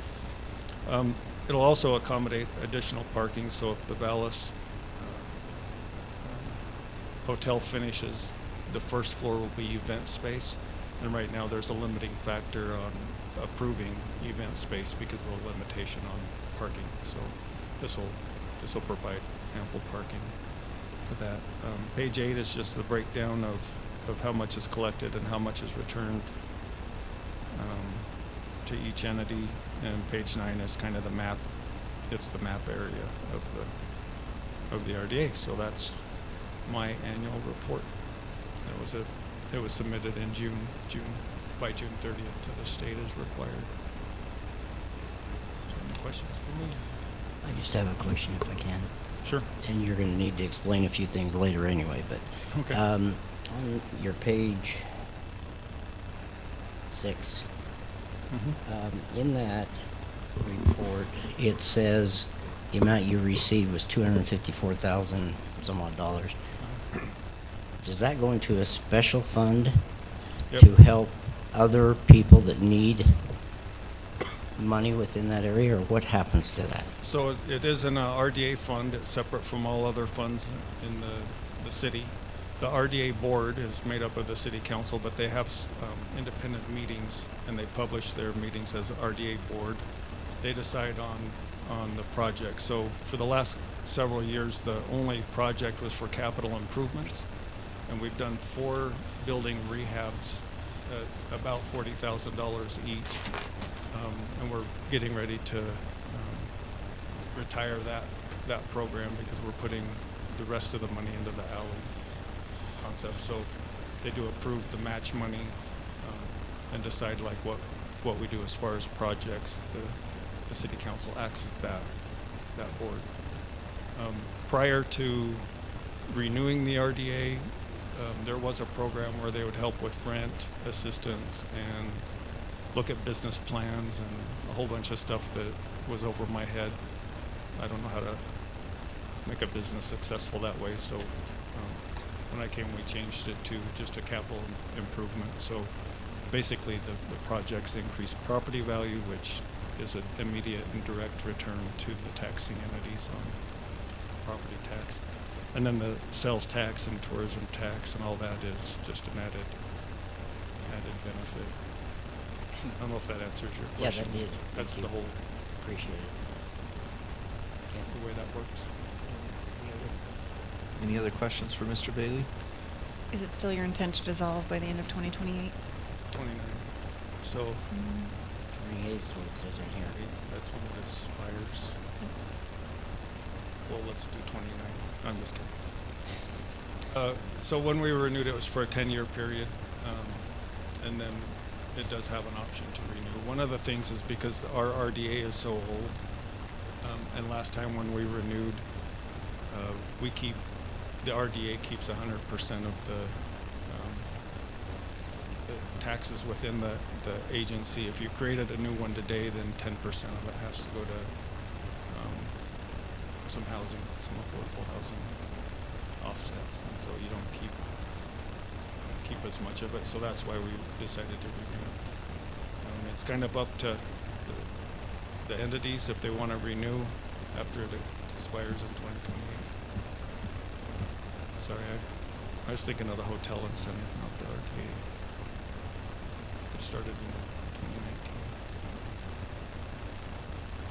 Anyway. Okay, thank you. Oh, thank you. Appreciate it. Okay, we'll move to action items, and we'll start with action 1. Janelle Walker. Come on up, Janelle. Thank you, Commissioners, for listening. We, which is Janelle Walker, Morgan County Assessor, and Penny Butler, Clerk Auditor Deputy, Janet Christopherson, one of the attorneys in the county. We have been working together trying to get some information on doing a homestead credit, which would still go with the circuit breaker, but basically just extend it. I do want to reach out and just thank Penny for helping with this. She is very much the forefront to get all this information, and I've just been working with her. And then we just wanted to make sure that Janet was getting it all legally right for us. But what it is home people that have lived in Morgan 25 years or more, they are 65 years or older, that they could benefit from this. So it would be the circuit breaker is about $40,000 just this year. So it would be about $10,000 above that. So it would help those people that basically are just over the threshold of being able to obtain the circuit breaker. We do not want to lose our residents that have been established in Morgan County and especially in Morgan City. So this was kind of our thought of making sure maybe we could help and maybe get some of these abatements for those people that can't really support on just their Social Security and small pensions that they earn during the year. Some of the things that we wanted to make sure is that it was someone that was a homesteader that has been established in Morgan County. So it's basically just making it and asking for the approval of just making it as standard in our code and going with that going forward, that we would be about $10,000 over the given abatement credit that's already in place with the state. Do you guys have any questions or concerns? I had one question. Sure. One of the items said only home located on 1 acre. Help me understand what So that would be your primary residential exemption. So it would be up to the 1 acre. So your agricultural property is not included? Sure. Yep. Okay. So it would just be I just read that to say a if primary. you had less than an acre, you couldn't apply for it, but No, it's up to that 1 acre, and it's basically just saying that that's where the qualification would happen, would just be for, they would already be getting the primary residential exemption on top of that. So it's only up to 1 acre. is there a way we could Sure. clarify that in the language when we put Yep. it in place? And I guess we're not actually putting language in place tonight, we're just talking about the possibility, and then we'd write up a... Exactly. Okay. Yep.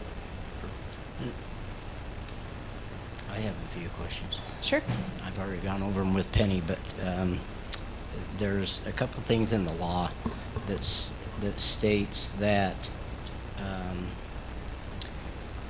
me turn this over here, so I'm talking in the mic. In the law, it says we can either defer or we can write off, basically. Have you thought, I mean, my question is this. On a deferral, I think that's a fairer thing for the county, is to have a deferral versus a just grant or a write-off. The reason why I say that is if they have kids that, and I'm looking at myself, as a as if your kids, I mean, most of the time the parents don't know or will not do a deferral because they don't want their kids to know they're hurting. Okay, and so my thought is this: when mom and dad die, now the ownership changes hands to the kids. The kids are either going to keep it or they're going to sell it or whatever it might be. And I'm more in favor of a deferral than a grant, because if the kids knew that there was a problem, the kids should pick up the fairness part of paying the taxes or helping with the taxes, because they're going to end up having the property at an increased price, which means we're going to be receiving more taxes at that time. Because whatever we do on taxes, even though we're doing it to the elderly and those that can't afford it, and I may be in that situation someday, I don't know, but it's not fair for everybody in the county to have to pick up the bill, unless they want to pick up the bill for those that get it reduced to the minimum, which is $1,259. And so I'm just saying that if it was a deferral, that way if the kids take it over, then they would have to come up with a portion or all of the back taxes, because one way or another they're going to make a lot of money on that house when it's sold, if they sell it. If they keep it and it stays in the family, then maybe the deferral is not needed. But when they sell it, it ought to have like the rollback taxes. That's one question I have. The other one is in this, it does not say that if the person owns a second home, it just talks about possible, no income producing properties. So what if they with have, the circuit breaker, though, it does. in what? In the circuit breaker, just in the standards of the circuit breaker, it actually does have that they can't have multiple homes. Okay, all right, because I didn't see that part. But that's because that's what we're basically just adopting what the circuit breaker law already has in place for the state of Utah, and then just extending it. Yeah, extending the income amount. And so the question is then it goes back to my first one, and that the first statement is that as a county, we have to choose whether or not we're going to grant or if we're going to defer. Those are the two questions in that law that we have to do. And so who makes that decision, and when is that decision made? So that's something we have to decide either amongst the county commission, because it says in there the legislative board has to decide whether or not it's going to be deferral or a grant. Yes, and that's something that we can discuss as well. So we do have a deferral with the state that is in place already. Okay. That was passed, was it 2 years? Maybe 2 years ago?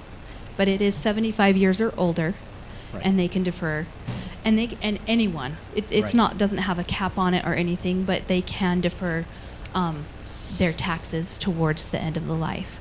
Now, I have discussed a lot with that to other counties as well, and there is a very minimal people that are using that. I don't know if that is a Utah thing that people have, that they don't want to put debt on like this, like a second mortgage, basically, that puts that on there. So I know that it hasn't been being used, and that's why we really were thinking of having something like this, because there is people that are in need that are just right over that edge, that we can help if possible. And I'm okay with that. Like I say, I may be there someday, or my wife will, or whoever is alive still. So I'm just, those are just some of my questions. It's a fairness in taxation. It's fairness in taxation because somebody has to pick up that bill. It does. One way or another, somebody has to pick it up, whether it comes from the state, whether it's us, whether it's a neighbor, whether or not it's the kids or whatever. It has to be picked up by somebody. So we did do that as well. We just got a just calculation. So on that second page that's actually showing right now, if we had the same amount of people that are using the circuit breaker right now decide to do this one, if it goes through, it would be about $12. It was like $11.77 more on everyone's taxes that you would be paying.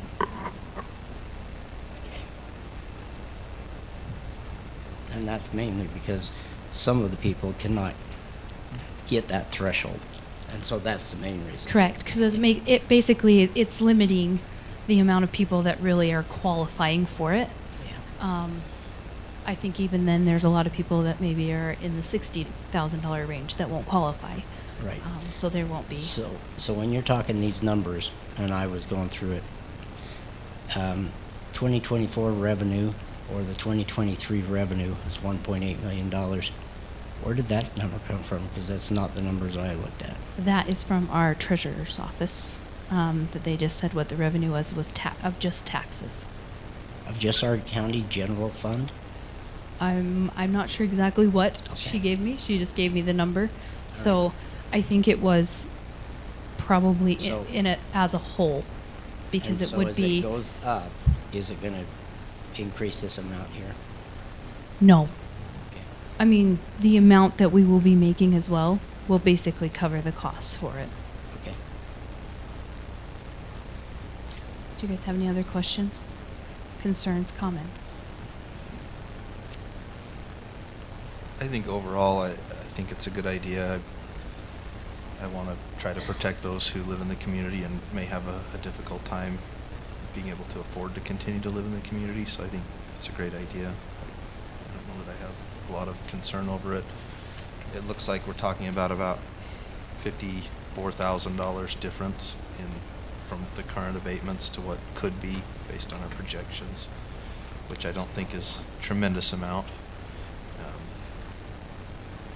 And I guess I'd also point out that it's very likely that folks who are 65 and older and would meet these requirements are probably to some degree demanding less services from the county than some others, at least from the school district for sure. Maybe they need more ambulance service than some, unfortunately, but to me, I think it's a good idea, and I would support it. One more question, if I may. Sure. Does that mean the school district then would also have to approve this to be able to have their taxes go down because we're now giving them a I would break? have to ask Penny because she kind of researched that more, but I don't believe that it would affect the school district. Because it should. It should affect everybody that accepts, that we receive in the county. We receive Yeah, funds. because it is, it is the taxes that we revenued for the year, so the school district would be involved, but I don't know if Right. they need to actually approve this or not, because it's in the code. Okay, I just want to make sure because Well, they should be we'll look paying into for that it one. We'll look also. into that one too. Commissioner Fackrell, I did pass around the relief table, and Janet was able to find that, and it does talk about the entity determining the eligibility, and it only lists the county and the tax commission, and so I don't think the school determines that. Well, because the schools get the majority of the taxes. Correct. What I'm saying is it's majority, they can't afford their homes, they can afford the full tax bill. And so, it needs to go to the school boards too, or the school districts also, to have theirs reduced by that same amount. I'm not saying I'm not in favor, because I am. I just want a fairness. I think this would actually reduce theirs without It giving them a automatically choice. reduces it because it's the gross amount. The gross amount would be $1,259 is the maximum they would have to pay. But is that $1,259 including what the school gets? Yes. Or is that just our portion? Because I think most Make homes sure. don't pay that much to the county anyway. Yeah, most And homes so- are paying less than $1,000 to the county. Yeah. I just want to make sure because And so, according to since this the table, county is the collecting entity, Right. they're also the entity that determines the eligibility. So in other words, we need to be talking to the school board or the school district if we are sending money to them that is not rightfully theirs. No, I Well, think- it should be reduced. That's right. It would It already should be all reduced before they reduced. even get that money. Yeah, it shouldn't go to them at all. That's right. If they qualify. Right. Yeah, it would just be less money that they would Right. get towards it. And that's exactly, I'm just saying that it should all be reduced. Because of that $1,259, we may only collect $129 of it. To collect it where? I'm just saying that goes into the general fund. Yes. There's only a very small portion, less than, 76% of it goes to the school district. So that's all I'm saying is just having it fair across the board. If I need to talk to legislature, I will. I have a question about the deferral idea. Does the law permit us to, if we did a deferral and then a look back, does it allow us to limit the look back?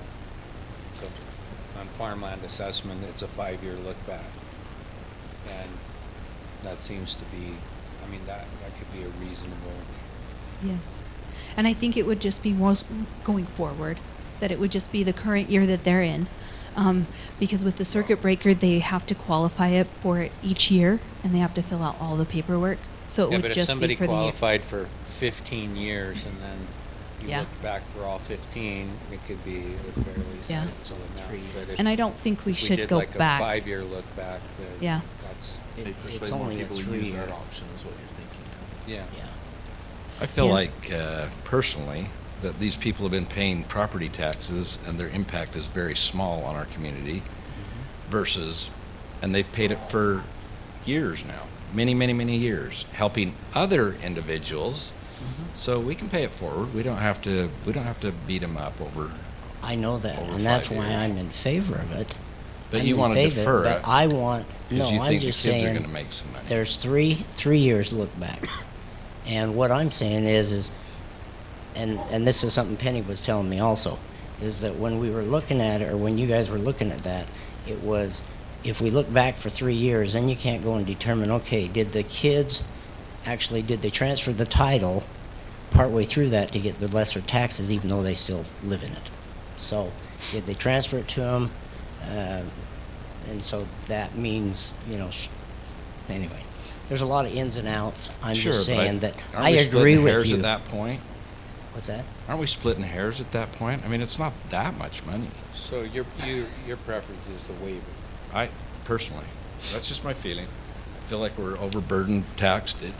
I hate property taxes. So do I. My home's never paid for. My property taxes are now more than when I had a house payment, so it's ridiculous. Yeah, and I think really the whole concept is they're not planning on moving. They're really planning on dying in their home. They're not planning on moving. They're not planning on changing where they live. They're homesteaders for a reason. Sure. Yeah, I agree. So what would this look like? How would we? We just need to get it in ordinance form, right? Mm-hmm. Garrett, is that your understanding? Yeah, because it's just basically approving as a standard in the code.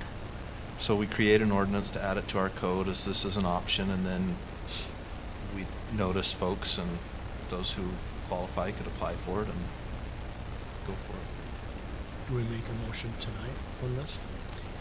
Well, I think that you can direct us to create that ordinance, and then we can fine tune it and bring it back for discussion and public hearing on an ordinance as well. Excellent. You want us to take a vote to do that, or are we just taking a poll? It sounds like everybody's in favor of at least moving forward to an ordinance stage, and we can discuss the specifics of the ordinance. Everybody good with that? Okay, I am. let's do that. Okay, we will get it together. Thank you, and thank you for Okay. your work on it thus Yep. far, you and Penny, and Yes. all the work that's been done. Thank you guys so much. Okay, Mr. Smith. Action item number 2, Highlands Water Company.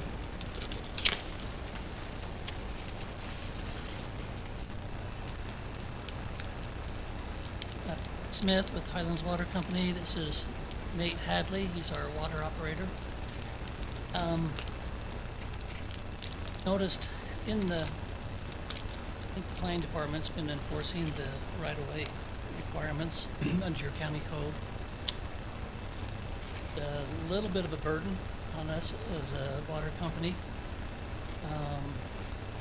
Historically, as we've had leaks, typically, and the leaks don't tell us when they're going to happen, so it's always an emergency. It's kind of just a hurry and get to it and get it taken care of. So a lot of times we fill out the application to cut into a road after it's already fixed. because by the time you get through the paperwork, who knows how much the road's been damaged, how much water's been wasted. So when we have a leak in a road, we just go take care of it. Now they're telling us we have to post a $2,000 bond every time we cut into a road. They're not saying it's a $2,000. It needs to be assessed by the engineer, the bond that is placed. We're just we do pay a $50 fee for the right-of-way excavation permit. But then the application goes to the county engineer and he assesses that bond. Usually that to fix the road if we don't fix it right or whatever. In the past, here's a little bit of things. When we have a leak, I contact the county roads guys, say I have a leak, and then your code, it says I have 24 hours after that emergency situation to apply, submit that for that permit. But then then it goes, after I get assess the permit, then it goes to the engineer and they assess what the value for the bond. And usually where the repair's already done, the road's usually patched. And I was just asking that we can have that, not have that to pay the bond, which is going to get back to us anyway after they say that it's fixed and release the bond. I think the way this was written up is this: if it's a plan, a utility or anybody coming in, if it's a planned project, we're going to be cutting into the road, it's going to be this much. Our situation is we're usually patching a hole the size of this table maybe, okay? We get down, get it all repaired, fill it back up, get an asphalt company to come out and lay the patch down. By that time, so we've had a couple leaks here a few weeks ago, so we've got $4,000, each time they assessed us $2,000. We cut a $2,000 check, so we got $4,000 sitting here. But if we have other leaks that just keep going, and I know there's a process we have to then get back with the road department, we fill out an application or fill out a notice that it's all repaired, they have to come check it out, whatever. There's a lot of time wasted, we get our money back. But I guess what I'm asking is there really that need that we put $2,000 every time? I mean, we've been a water company for over 60 years. There hasn't been one patch that's ever been neglected. You know, I think if you look at the people that are here, we're not going anywhere. It's not someone coming through, doing a project, moving on to the next state or whatever it is. But then when we noticed in your code, the last paragraph of code 150.10 says that you have the right to waive that, any part of that. We have no problem paying the $50 fee. We'll notify the road department, let them know we need to get this fixed. But to go through the process of giving you $2,000 every time just for you to turn around and have someone, after all the paperwork, give that $2,000 back to us. I know what the purpose of the bond is, but it really, I don't think is anything that's necessary for us. I don't know if there's other water companies in the county that go in with this. Maybe we're the lucky ones and we get more leaks than everyone else. I don't know. But a lot of times, as Nate said, we've got that all patched up even by the time they're asking for the bond. The process does not work to just say, okay, get the county engineer out to look at it, assess how much it's going to be. I understand that on a big project that's planned, has dates of when they want to start, complete. But in the case of an emergency repair, it doesn't make sense. So that's what we were just hoping that we could do this the way we've done it all these years. We're not going to let a leak keep going. We just want to hurry and get it fixed and hurry and get it all repaired. How long is that turnaround process taking once you pay the bond and then they get out and inspect it? It probably differs project to project, but on average, is it a week, 2 weeks? We haven't gotten for, because this is, well, a couple of years ago, they told me I started needing to do the right-of-way permit.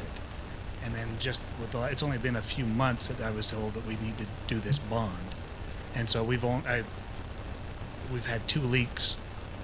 And so there's only 2, and we haven't got released the bond yet. It's in those last 2, they were a couple weeks ago, so. Looks like the bond will be held for a year for an inspection. I think the purpose of the bond was really that we inspect the road and make sure it was repaired properly, and if it's not, then we use the money to fix the road. But it's a year later, so it's a year later, so we warranty- inspect it. It's a warranty bond. Yep, that's exactly what it is. As an example, about 2 years ago, we had a leak on Highland Drive that it had been a slow leak, and it's one of those that, you know, it just took a long time till it finally surfaced. We got down, fixed it, patched the road, and then because it was following a sewer line, saturating that ground settled.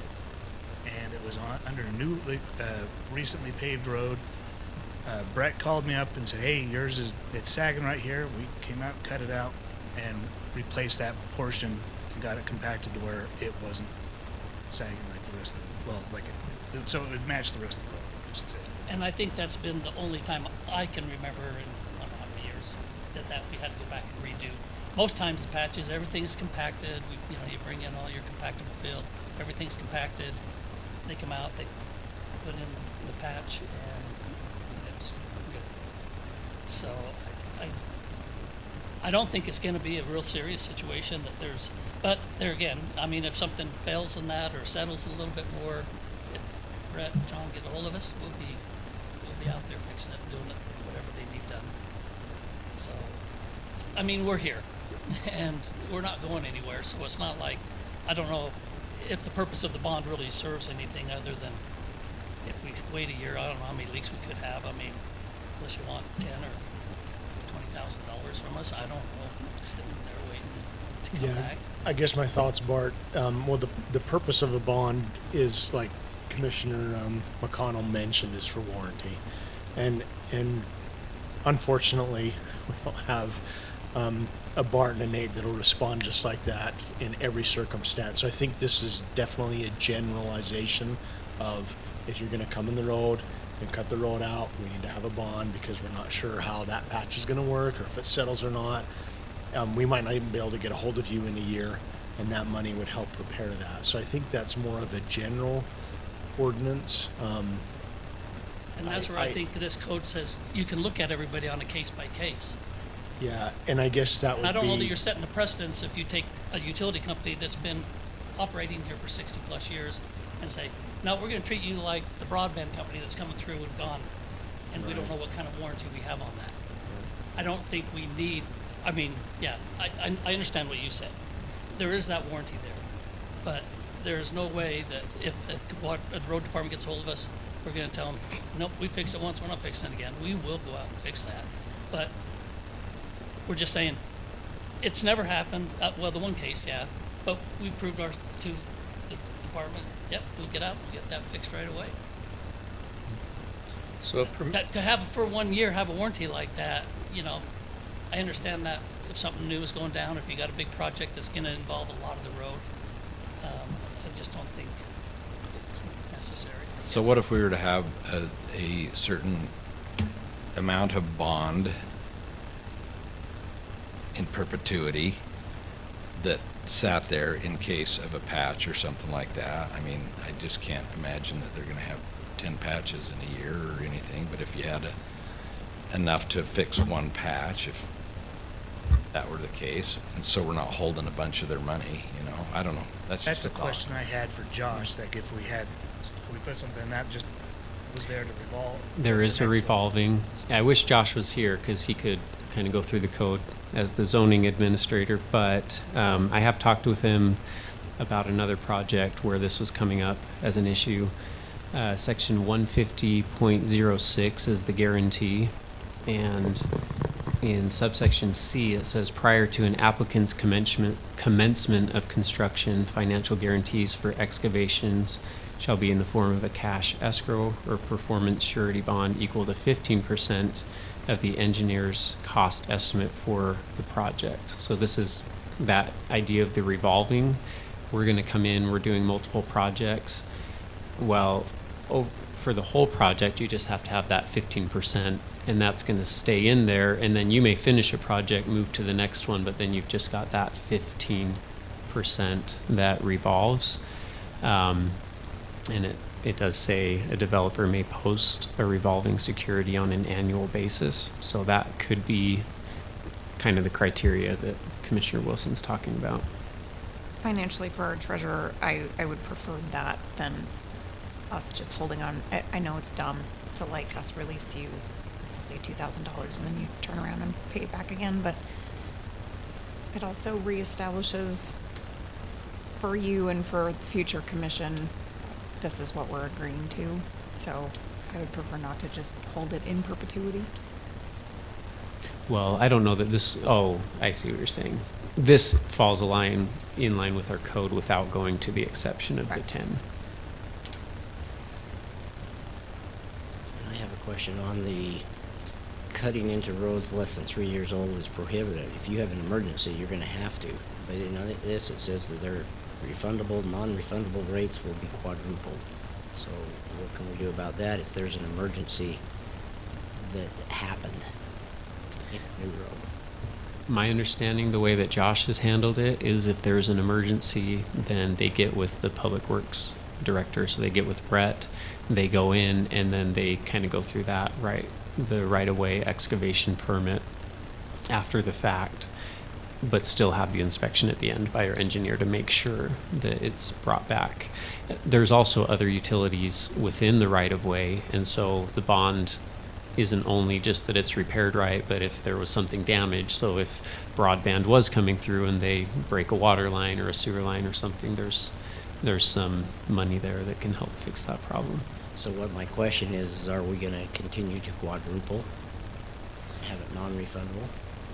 So I'm not sure how Josh interprets that. Because it would have to be an emergency. And I think, yes, we should, because when you cut into a new road, you compromise that road pretty substantially, and I think that's correct. why that's a concern. Now, emergencies happen, and if that happens, it happens, and that's a risk that, any utility provider has to take into consideration, I think. My concern is that if we waived it in perpetuity, every single utility company is going to be in here asking for the same thing. Every water district in the county and Dominion and Rocky Mountain Power will all come in here asking for the same thing. So I think that's not a good route to go. But I'm not opposed to coming up with a good solution that makes it so you're not in here constantly posting another couple $1,000s and still protects the county. And we have to track on a year basis, like Kate was saying, oh wait, we gotta refund them kind of a thing. Hopefully you won't have a whole lot of leaks, but you just don't know. We do too. You never know. So under that section C of that code, at 15%, can that be a bond? Can that be the amount that is in perpetuity? This is the one that is on an annual basis. They'll look at the total amount of projects. So let's say that they have the 2 leaks. The 15% of that bond would be on that annual basis. If they get a third, then they'd probably have to increase the bond until the other one would drop off. It is the thought process. I think really the thought process behind that one is if you're having maybe a major project over the next 3 years and you're putting in, broadband or whatever it may be, rather than posting the bond for the entire project, you're looking at the entire project as a whole, and you may be doing only phase 1 and 2 at a time out of 10 phases. And so if one of those went bad, you'd have enough to go and fix it. So I think that's the idea behind it, but it's not limiting only to those type of projects, at least the way, like I said, Josh is the zoning administrator that gets to interpret the code, but we've talked enough about it that I think I know how he interprets it. So it permits a cash bond, which we would hold the cash, or it permits another form of surety. Are there warranty bonds that are done in this small of an amount? I mean, you could do, if you purchased a surety for $5,000 warranty bond to sit with the county, it's not going to cost you $5,000, I don't believe. But I don't know if there's issuers out there that even talk to people about doing a $5,000 surety. I mean, that's another possibility that we could consider. And then I guess we could talk about, well, I don't know that the code permits like some form of guarantee from the company itself.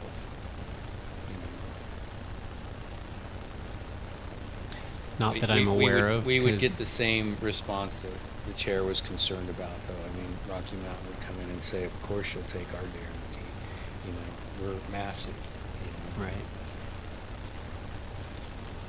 But I do wonder if there's a capacity, you might look into whether there's like a warranty bonding company that you could do particularly if you went with a fixed amount for the year, where you would just pay the premium on the warranty bond.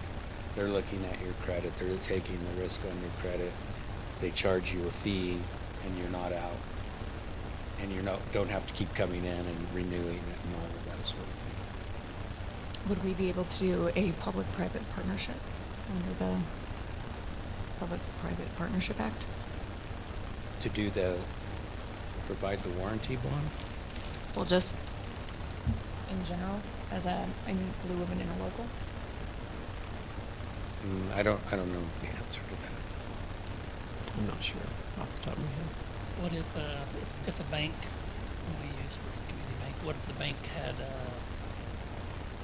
like a line of credit designated to this performance? Yeah, lines of credit typically can work as a completion assurance. So if they'd be willing to do something along that line, then, because chances are we're pretty sure we would never, we're not going to default. So that would never have to, that exchange is going back and forth, but you got the surety that if something happened. Yeah, and frankly, a line of credit could either be an annual one, or you could do one for 3 years and you don't even have to worry about it for 3 years. It'll just cost you the interest credit amount typically, and an issuance fee. But that's something that would facilitate the process. You don't have to come out with cash all of the time, and hopefully it costs less. So. Now, we're talking the 15% of whatever the road department determines. The engineer. Or the engineer determines what that repair is going to be, right? Well, and I would think we would do this just on emergency repairs. Right. You know, so If we we had could to work. rip up a big road to replace the line, that would be a different situation. Yeah, I a mean, planned project. so like, let's say you got a line of credit for $5,000. Then we could maybe enter into an agreement that for emergency repairs, the estimated cost of which does not exceed blank dollars, this will satisfy. If the estimated cost to complete the repair is more than that amount, you're going to have to come in, because it's a bigger project. You'd have to come in and we'd have to take care of it. But I think to facilitate the hassle part of it, the line of credit would be not to facilitate, to mitigate against the hassle part of the whole operation, the line of credit might be a good thing to pursue.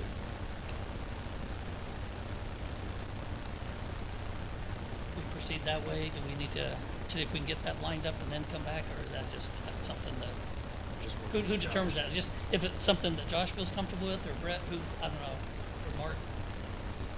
Who's? From my view, Probably it would the be engineer something to that you would determine. work out, because that's satisfying the obligation under the code from my perspective. So if Josh, the road department, and the county attorney's office sign off on the form of letter of credit and all of that, and it's in satisfaction of the obligation under the code, I don't think it needs to come back to us for that. Yeah. You're just choosing a different methodology for complying as opposed to $2,000 per project. Thank you. So does that mean that we're gonna have to have an ordinance written up according to this, or what? The ordinance already exists. It's just going to be using a different portion of the ordinance to. I just don't assuage want the Josh to concern. get upset when he Thanks, comes Mark. in. Yep. Thank you.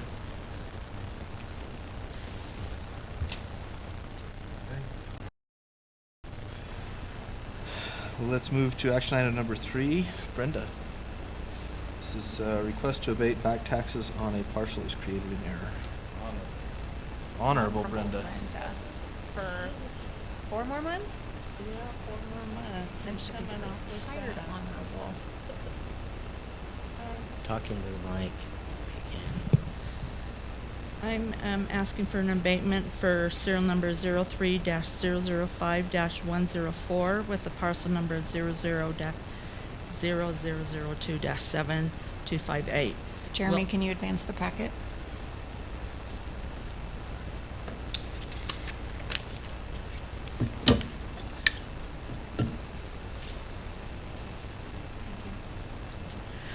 This is under Wilkinson Family Farm LLC.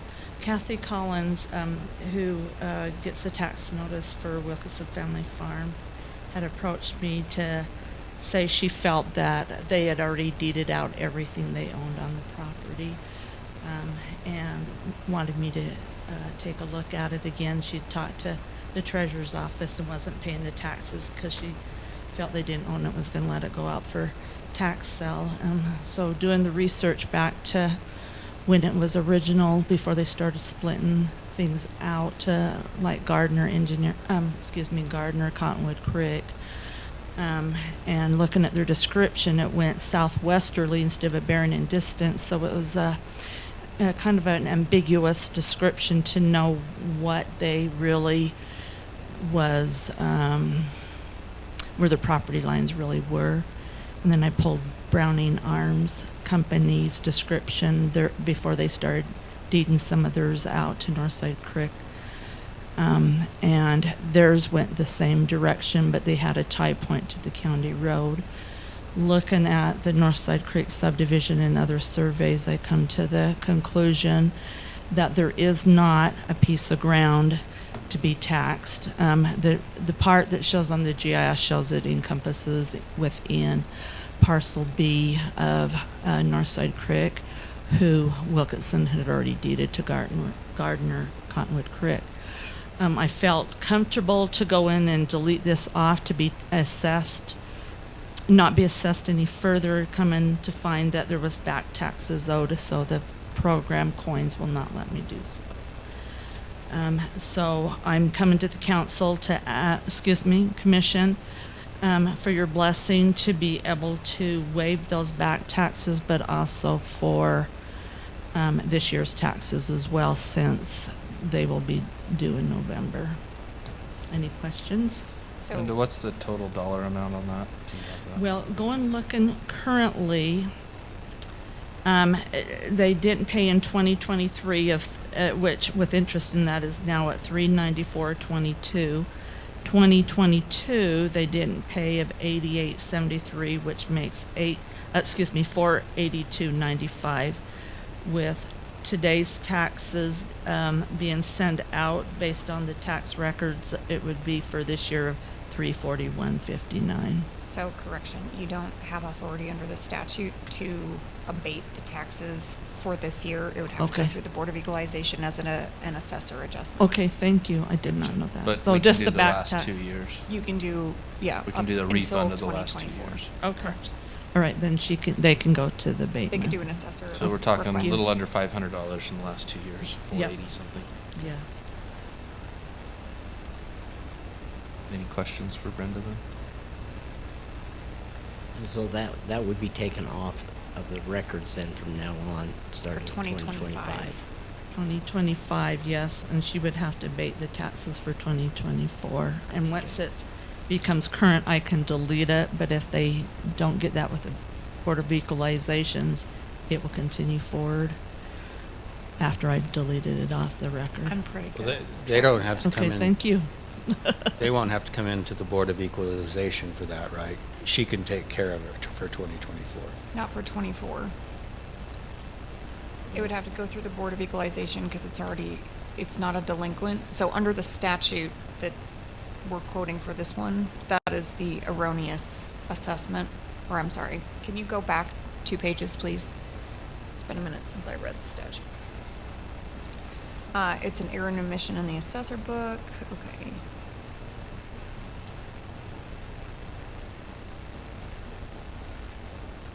So this is under the delinquent tax statute. It is my understanding, and I know Board of Equalization pretty well, that it can easily be done through the BOE as the assessor just says, this was erroneously assessed, and I'm requesting, not the property owner, that it be zero assessed, and then it takes it off the tax roll. That's my only question. Will the Wilkinson Family Farm have to come in No. and do that? She can take care of The it. assessor can. That The was my only recorder question. cannot, the assessor can. Sorry, okay, Yes. you're right. The assessor can. Yes. I think we should just handle that so that they don't have to do that. Correct, and we Okay. will, and I've got it noted. Okay, great. Were you making a motion, Commissioner McConnell? If you go up to the top of the ordinance. I don't have a 24 number. One more page up, right? No, but this is it. That's the whole thing. As a whole Okay. thing. I'll make a motion that we approve the waiver of the erroneous taxes on parcel 03005-104 to include the accrued penalties and interest. Second. A motion and a second. All those in favor? Aye. Any opposed? And I guess for purpose of clarification, that's County Resolution 24 dash. Do you have the number? See, I'm wary to give numbers, because then you guys don't pass them. Be somewhere around 70. Okay. CR 24 to be determined. Okay, that motion passed and was unanimous. Thank you. Thank you very much. Thanks, Brenda. Thanks, Brenda. Okay, Jeremy, Golden West site plan. Congratulations, new father. Already back to work 2 weeks later. It's awesome. Yes, congratulations, The baby, and my brothers and sisters are enjoying him. And so, application 24.013 is the Golden West Credit Union site plan, abbreviated GWCU, throughout the staff report. This is a site plan application located at the northeast corner of West Old Highway Road and North 5000 West in Mountain Green. The affected acreage is 0.74 acres. This is operating under the town center zoning and the full development agreement. The zoning, it's reflected on, as both town center on the zoning map and in the general plan future land use map. This item was heard by the Planning Commission on their regularly scheduled meeting on August 22. I was not there for that discussion, and so to summarize as best as I can, the main concern is with the ingress located on West Old Highway Road. And to find technical designations as best as I could, it could be referred to as a pork chop island or a right turn channelization island, all referring to the same thing. Would be the first of its kind in Morgan County. You may find examples down in Weber County, albeit more few and far between, but this was the subject of a safety concern by staff whilst conducting the review for this project, for this application, and in the planning, among the Planning Commission members at their meeting. And for the Planning Commission, they did, after all, do a few things. They did use their authority as the body to approve the standing seam metal as a building material. And they voted to recommend approval to this body 7-0, with the stipulation, and I'll quote, that the applicant speak with the Rome developers about moving the ingress into the adjacent parcel to create a shared entrance. Otherwise, the tenets of the review included a review of the photometrics plan as per our dark sky ordinance. The grading and drainage plan was reviewed by the county engineer. The staff reviewed the landscaping plan and found that it meets the intent of our code with the minimum landscaping required, and also looked at the elevations and list of building materials as submitted by the applicant and reviewed by the Planning Commission as well. Otherwise, I'm happy to answer questions that the commission may have, and I believe the applicant is in the audience tonight, Mr. Chair. Thank you. So the entrance off of Old Highway, was the planning commission's concern a safety concern or just elimination, a shared access so that we don't have two kind of in the immediate location? It being the Pork Chop Island being the first, Pork Chop Island in the county, being a safety concern that originated with the county engineer. The letter is included, and to simplistically just glaze over it, it's attachment F in your packet, and you can read the county engineer's stance on it. It being not something that he could, frankly enough, the applicant rather, find a traffic engineer to specifically stamp their approval, but that he as the county engineer defers to this body to make this decision with the reasons as stated in his letter. Can I just make an addition to that, Jeremy? Yes. My understanding is there's two different traffic engineers. One was our consultant, one was theirs. They both said this has happened in other areas and has worked. And then, of course, if you say, well, can you guarantee no accidents? Well, no traffic study can guarantee no accidents. So, in talking with Mark a little bit, he did have a concern. But when you get the professionals and they create the studies and say, yes, this can be done, then that's what they do. So it's a more of a limbo of approval. A traffic engineer, like as was stated, will have a difficult time saying that it's completely safe, but has equal difficulty saying that it's not safe. And so it's really in an in-between state. But the main concern from planning staff being, if you'll picture in your mind, driving eastbound on West Old Highway Road and passing the future interchange, but the current Trappers Loop road, then perhaps people could get confused turning into the Pork Chop ingress. Left-hand turn, eastbound on Old Highway, and being thereby met with perhaps another pedestrian or traffic at that Pork Chop that is meant for right turns exit only. And so that's the concern, and perhaps the applicant could speak more to the work that they've done to try to get this approved, and again, not approved, but the work that they've done to speak with various engineers on this and could provide more exposition to the commission. I have a question or two or three. In your report, I mean, I don't understand the Pork Chop thing other than the fact that they don't want us to go left-handed into it, so they can explain that later. But under landscaping, it says the plant schedule includes a total of approximately 286 units, comprising trees, shrubs, grasses. Some of the plant species listed by their common names include Skyrocket English Oak, Manchito Manzanita, and Kentucky Bluegrass Blend, with an approximate 4,801 square feet of lawn.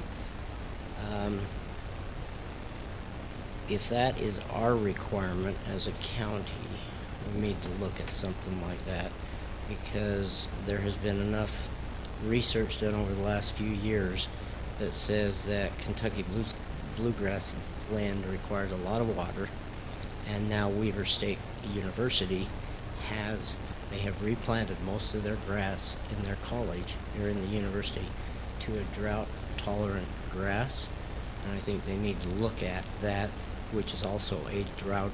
I mean, it does not need as much water and does not need as much mowing.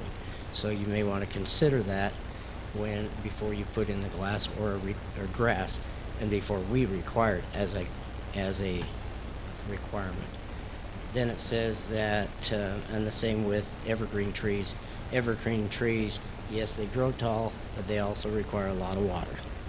And when everybody's talking about water in this county, I would like to see us do as much as we can to prevent using water producing, or not producing, water eating plants as much as possible. The other question, there's not another statement in.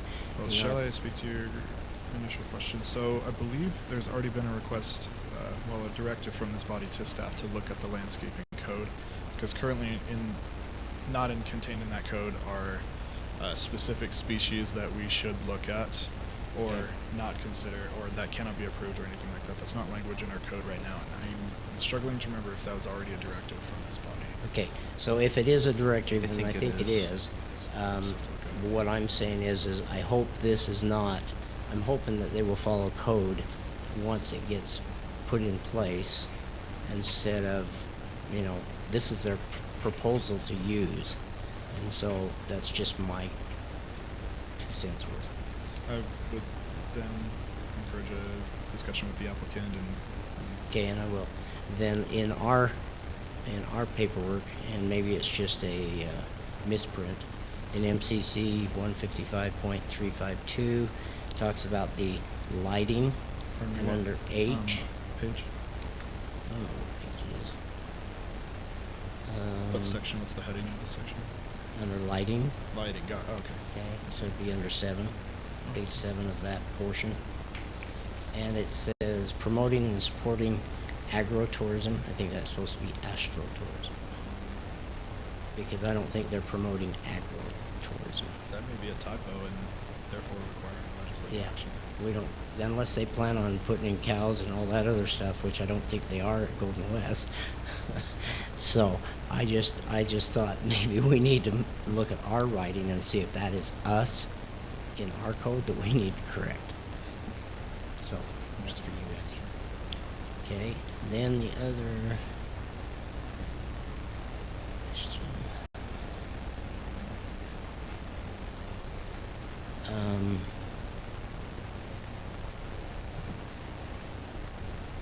Okay, you've already addressed it. When we're looking at civic review, or the pre-preview, and this is something you can explain, it's not a point, but we've got in here, it says that this design has been approved by the Planner 1 and the Highlands Water Company, but it has nobody else. Is that at a different stage of the process, or what? So civic review, the pre-review stage is the stage whereby we make sure that fees are collected, all documents are submitted completely, and have required information, and then all required information on the form is filled out. And so in this case, then once pre-review is done, then the review starts upon date of a complete application, which is why that's stated as such. Then the reviewers have their opportunity to review.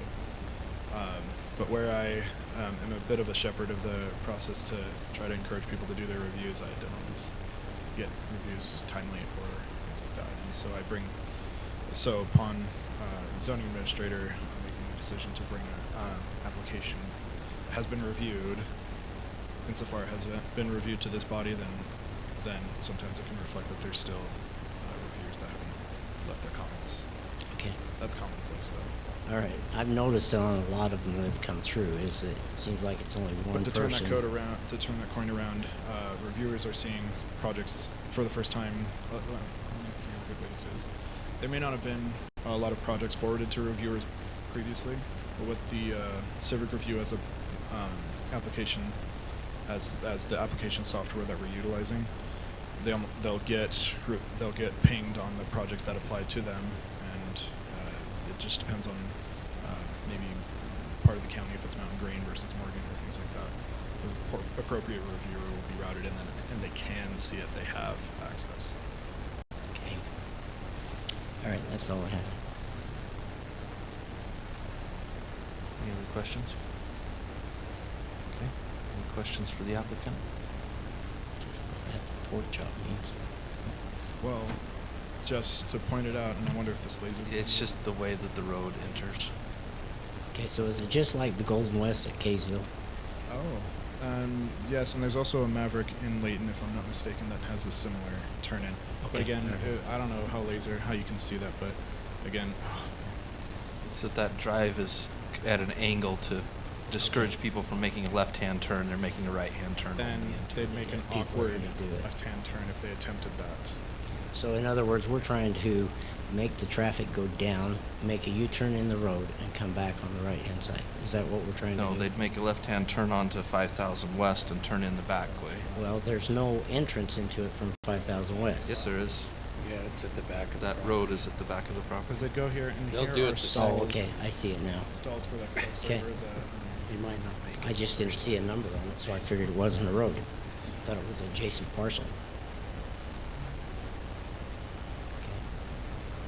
Perfect. So the condition that you guys have added here says that the county commission specifically approved the pork chop island.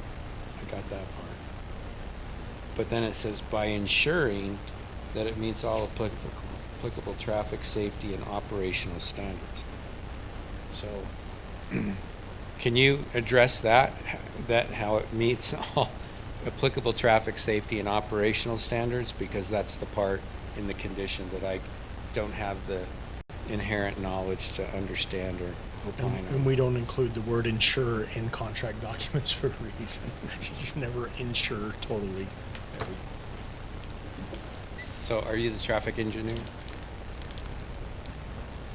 Okay, great.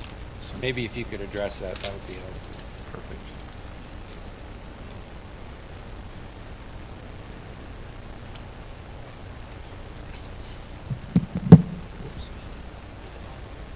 Good evening. Thanks for having us. My name is Eric Malmberg. I'm the engineer of record and the engineer that stamped the traffic impact analysis, and I'm also the engineer of record on the plans here. I'd like to first clarify. I did this during the Planning Commission meeting. Clarify what a pork chop is versus what we were proposing out there, and just kind of get some clarification on that if I can. I have these printouts that I wanted to share with you guys. I have 10 of them. Can you pass them down? So, first off, a pork chop is defined. It's not a technical term. A pork chop is what is created when you have a right in motion and also a right out. It creates a triangular shape, and when they round that out, it creates a shape. This is the touch screen, so I can zoom in on that, right?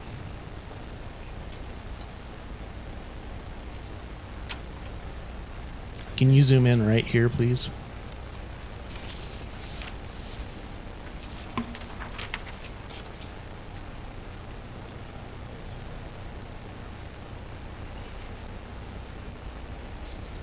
So the red is your proposal rather than the black? So the red is what is a true pork chop. Okay. It creates that island, kind of a refuge area. So a right in, right out creates a pork chop condition. What we were proposing initially was just a right in only into our site. We did not propose the right out. Then, as we were describing this, the Planning Commission approved it with the request, or I guess they suggested approval with the request to take a look at the right turn out option as well, that would allow for a possible shared access to the property to the east here of the Golden West property. So this property over here to the east would have an option to have a shared access along their property line. And we've approached and had some discussions with the property owner to the east of us, and it was Rome Developers. They have just recently sold the property over to another developer. I believe it's PS3. Oh, it's PACS, but my colleague and I were looking it up. It's a joint venture. Three developers are kind of going into it together. One of the developers is from PAX. So the developer to the east of us, they don't have any site plans set yet. It could be months, it could be a year before they have any conceptual site plans set up. So what we've proposed is a right-in, right-out on the corner, as it's shown there, and we would have conversations with the developer, the adjacent developer, as to what plans they would like to have for their development. And if they wanted to have a shared access, then we could go into that together with them. So to kind of recap, we proposed a write-in only. The Planning Commission suggested a recommended approval, and then they also asked us to take a look at possible write-out option as well, which created the now what we're calling the pork chop, that would allow for write-in and write-out onto Old Highway Road. Did the traffic studies address the write-in and write-out? The traffic study that we submitted does not analyze the write-out option. It only analyzed the write-in option.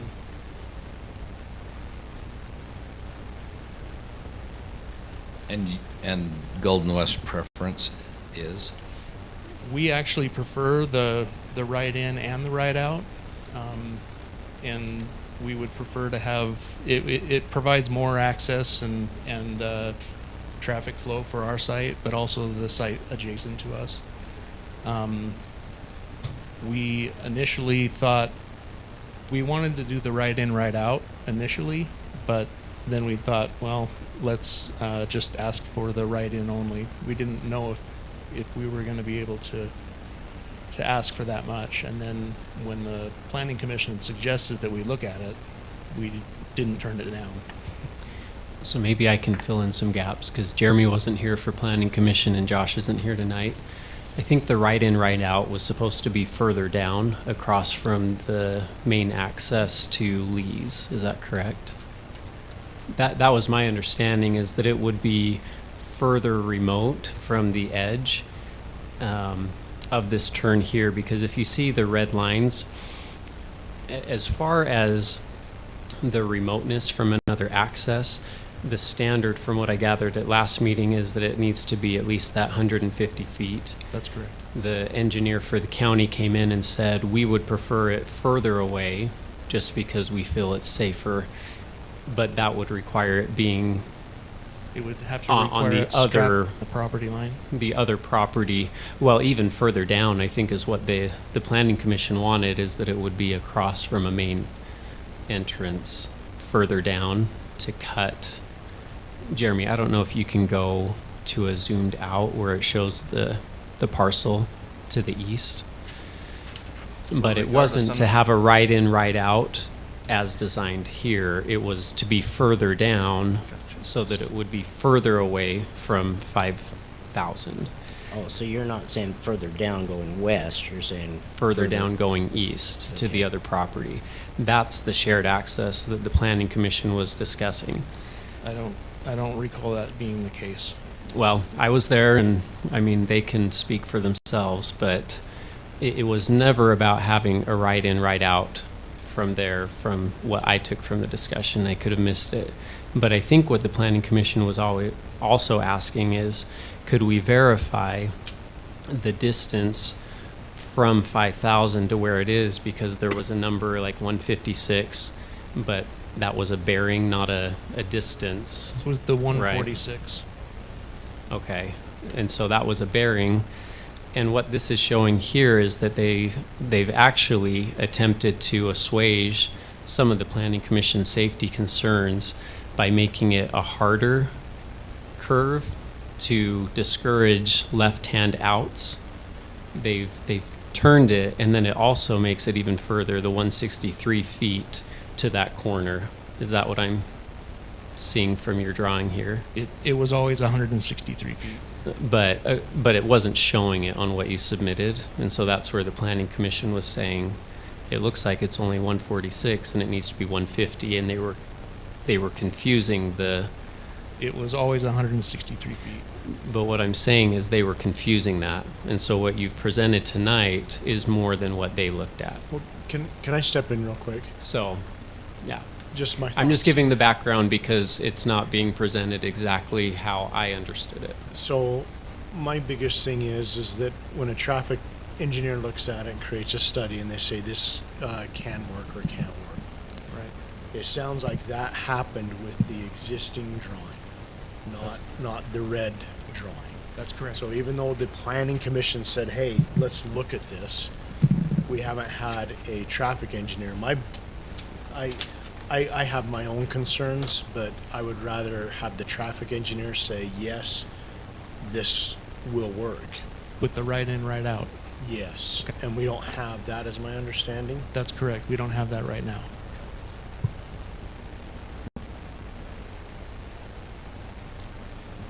And what time, how long does that take?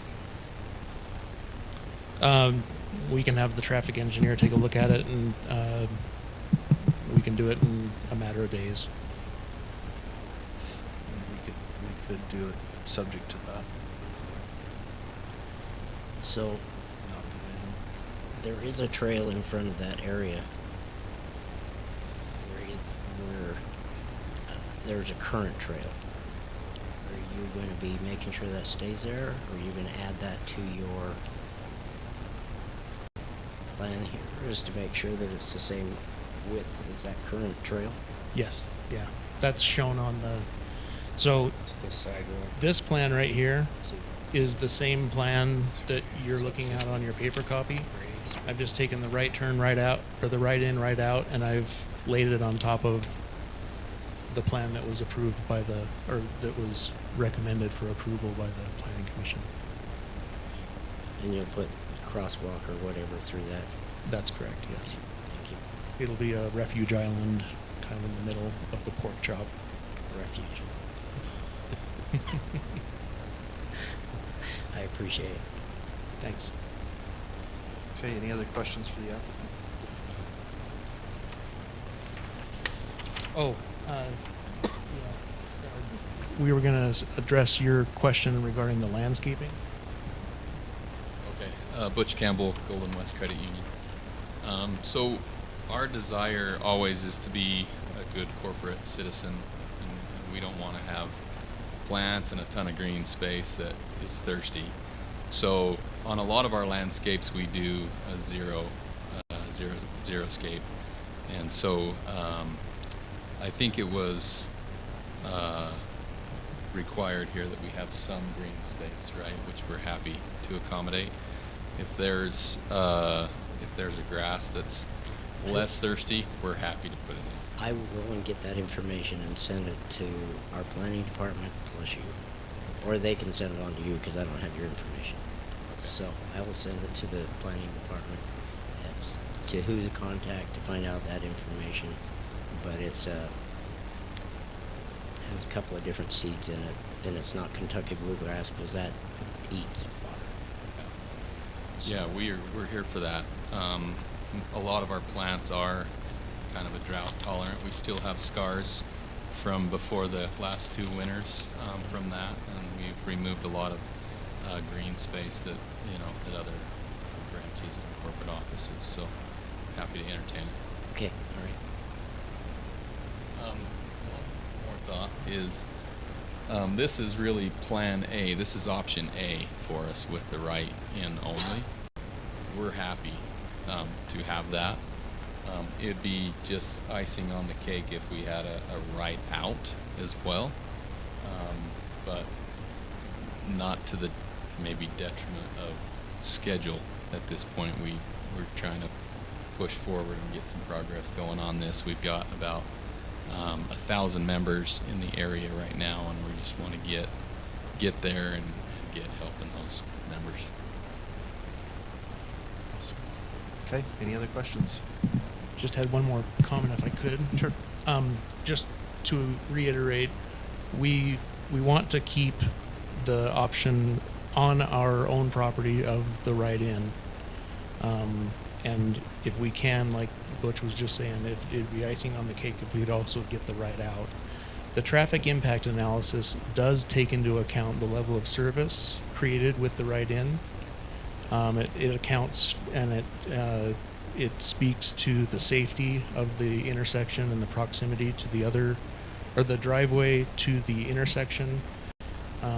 The traffic analysis also speaks to other similar drive approaches that are in close proximity to another intersection as well. So it would really be a quick and easy exercise to include the analysis of a right out as well. If not, I mean, we might even have most of the answers already in the traffic impact analysis, but we're trying to move forward and create as few delays as possible, and then also just meet the requirements of the county and just meeting the safety concerns as well. So can we just make a motion then to approve the existing drawings, and then if they want to come in and ask to make that addition with the backup study, then we can look at that then, but at least we can say, here's your approval for the existing conditions, because the existing conditions have been addressed by a traffic analysis. I don't think any of one of us want to combat that. I don't want to take that liability. What if we modified condition 5 to say that we would approve it with the right in, right out, so, and amend condition 5 to say that I don't know what they call the existing access be replaced by the substitute right in, right out access as shown on the revised plan, subject to a traffic engineer's confirmation that the right in, right out and Old Highway and 5,000 West intersection function at acceptable levels of service. My only worry on that is it doesn't have any review by the county. I know that initially the engineer for the county was just saying not even have a write-in at all. And so I think that just having a traffic engineer do that, it takes Josh, Mark out of the picture. And I don't know. Anyway, that's just a thought. I know Josh and Mark aren't here. We had a traffic consultant as well, right? I'm not sure. Oh, we didn't. I guess I thought I read that in Mark Miller's. Joe Perrin. He's our consultant. So if our consultant says it's good, and your Yeah, consultant says it's good, I think that's good if it's from both sides, just because I'm aware of the feelings of the others that aren't in the room, so I'm just communicating that. So I like his motion. I'll second it. I'll make the motion. I'm just trying to make it easy. So I move to approve the GWCU Rome commercial site plan application number 24.013, allowing for the proposed commercial development located approximately at the northeast corner of West Old Highway Road and North 5,000 West in Mountain Green, which is identified by parcel number 00-0091-4785 and serial number 10-005-044-02-1-4-6. Based on the findings and with the conditions listed in the staff report dated September 3rd, 2024, with the following amendment, Condition 5 will be modified to indicate that the existing access on Old Highway Road, as shown on the site plan, will be substituted for a right-in, right-out access, or may be substituted for a right-in, right-out access as shown on the revised plan received tonight, subject to the county's traffic consultant's confirmation that the right-in, right-out access and the Old Highway and 5000 West intersection will function at an acceptable level of service. I'll second it now. Motion a second. All those in favor? Aye. Aye. Any opposed? Okay, motion passes. Thank you. Okay. Moving to item number 5. Pause really quick so Garrett can take over the screen and Jeremy can go home to his baby. Thank you. Perfect. Thanks, Jeremy. Honorable Mr. Smith. All right. So this is the lease agreement, and the one that made it into the packet was the final, but the red line was also in the folder that was sent. And I'm not quite sure why it's not allowing me to bring up. Yeah, I'm trying the Windows K thing and I'm not getting the connection thing. So, okay.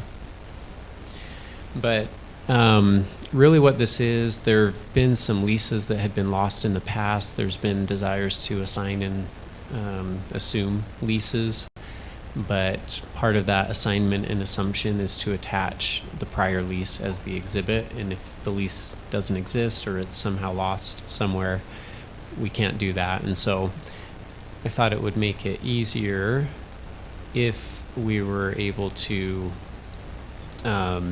just do a new lease agreement that did not have all of the infrastructure provisions, and it also updates the references in our code.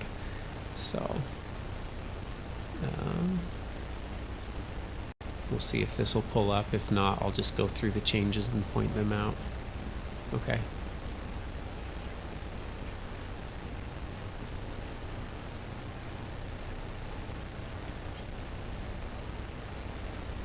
Okay, if you can pull it up, then we can just do it that way. Thanks, Jeremy. It's what's in our packet, right? Yes, but I did send, well, the red line was in the folder, but not in the packet itself. So this is just more the visual. Oh, let me see. Let me try this button. It says reconnect. It's just the one that is the red line. Okay, so you can just, yeah, if you just go through, so we've updated the date, and then it goes down and it just removes construction, and it's just the operation of the premises. The overlay, the 5H is got the 155, 200 through 207, so it's just updating the code sections. I did put in the clarification of the 2021 rate for the 16 cents. I think that helps clarify, now that we are 3 years out from that was the rate at the time, and then we'll just continue to add that 6% so that everyone's on the same payment schedule. Remove the first 2 years of base rent included because we're not doing that infrastructure portion, which has been removed from the remainder of that sentence, or remainder of that section. Actually, it's the middle part of that section. And then the building and the grounds, we've removed section A, updated the numbering, the lettering there, and then removed G, which talks about just the height for these buildings because they're already built. In the subletting, I did modify that. I thought it made it a little more clear to say any party using the hangar space other than the lessee is subject. So not a material change. And I think that that's it actually, so. Garrett, did you see in there how soon they need to build and have a building completed? That is in our prior one, so that's the one that's taken out under 3A. All building constructions and major improvements must be commenced within 2 years and 6 months from January 1st, 2022, or 2 years from the infrastructure completion date, whichever is later. But you pulled that, right? I pulled that one out. And we could still use the old lease that's been approved if there was infrastructure going on, but from my understanding, all the ones that are asking now are ones that have had a lease for years, they have a hangar, and they're just wanting a new lease, or to assume someone else's lease. There's just no lease that we have on our records, and there's maybe 5 or 6 hangars like that that are still outstanding. There's just one that I think needs to stay that way.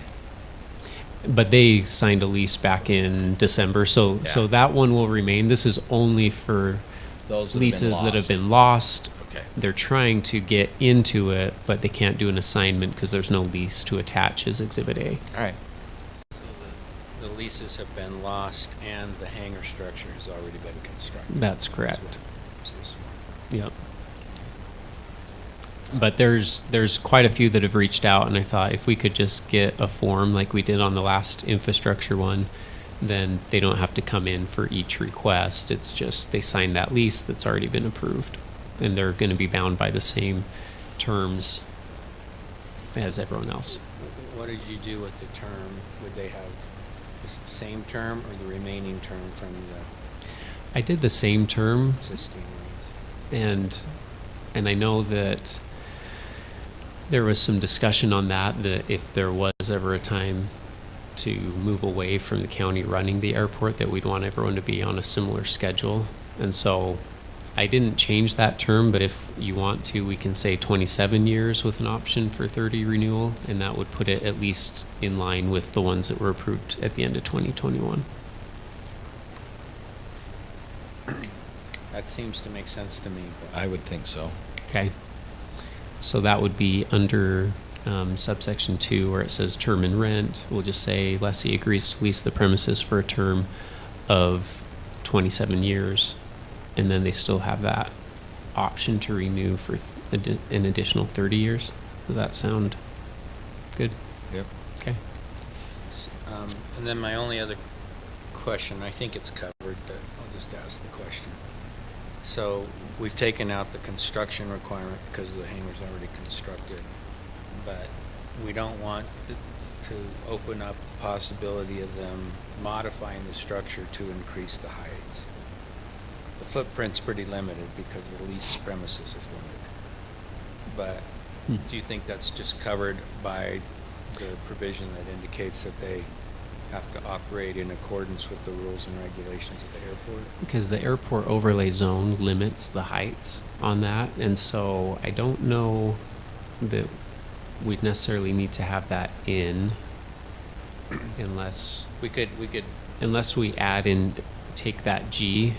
Can you go down to right before subsection 4? You could just modify it to indicate that any, modifications to the exterior of the structure require the county's approval. So maybe what I'll do here under G, lessee agrees, rather than to construct, we can say to maintain a hangar in accordance with the airport master plan, and just leave in those height restrictions. So I'll put G back in and just change construct to maintain. Yeah, I think that added language was because there was confusion or disagreement as to the application of the code. Okay. As to the height, that's why it was added in. Okay, so I think I just have those 2 changes then, the term, and then leave in G and substitute maintain for construct, and then I'll update those code sections. And you may just want to verify that all the hangars are HANGAR. Oh, say, or is there a hanger in there? There's a lot of ERs in there. Okay, I can do that. Upon which we can hang a jacket, but not parking. But not a plane. Okay. Awesome. I can do a word search on that. I know I caught some the last round when I was updating it, but apparently not all.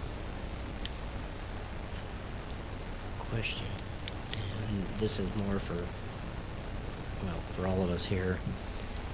In number 1B, it says leasee shall not do mechanical work on a commercial basis, sell aviation fuel and all that kind of stuff. Maybe you guys can explain this to me. There's a lot of people that own these hangars. They work on their planes, or they build a plane and then they sell it. Is that not a commercial, or is it not? Commercial's not allowed in phase 1 Yeah, without so a conditional use working permit. on the aircraft, doing your own maintenance on your aircraft is not commercial. That's like You remodeling sell- in 97 Sell F3 the plane afterward. around selling it. I still wouldn't consider That's not that commercial. a commercial use, but Because I know of some I mean, guys, if you put a for sale sign and, or you just post an ad on KSL Classified to sell your airplane, I don't think that makes that any more of a commercial use than putting an ad on KSL and selling your car out of your garage. okay, I just want to have a confirmation is all I'm asking for. That's my thought. I think what that's but if you hang a sign out there and say, airframe and power plant repair, see me, then that would violate that would be commercial. Because I If you're, know some that are doing that down there. They are building a plane. They get the kit in, they build it, and purposely then sell it afterwards, even though they have another plane in. they fly it. I'm sure they Just do fly their it own before test they flight. sell it. I mean, like if they do that 3 years after they've built it, that's clear in my mind. I mean, I guess I can understand what you're saying. If they literally just build it, test fly it for 32 minutes, bring it down, and then are selling them repeatedly out of the site, that would raise levels of concern for me. But Yeah, that's my only concern. I mean, I'm fine with it other than, we're trying to delineate between commercial or the KSL selling the plane. Yeah, I don't know. I mean, there's a personally lot don't of know people anybody that- doing that down there, but I mean, that's not saying that they're hiding it. Somebody could be hiding it, but I usually hear what's going on down there. But I've been snickered before.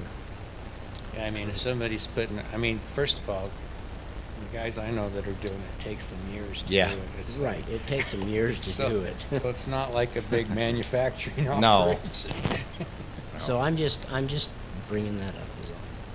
I'm not against it. Yeah, so, and it doesn't have I anything mean, to do I'd with the like to form do of it. lease, but I like the Right. changes. I appreciate you putting it together. Yep. Are you looking for an approval of the current changes, or do you intend to update from what we discussed tonight and bring it back? What would If you you're okay prefer? with it, I think they're minor enough that it's not substantive. I agree. The ones I have are the 27 years, hangar to hangar, and then I've got that we add or we remain or we put back in 3G, which would now be 3F, and we're changing construct to maintain a hangar, just so that it has those height restrictions written into the lease, and we're not relying on the underlying code. So those are the 3 that I picked up. And after 5 years, are we having somebody going to do the CPI, see if there's any adjustment in that increase? So that's up to the commission. Under the first paragraph of section 2, it does. It says there may be a rate increase up to, but not more than the cumulative change in the consumer price index. Right.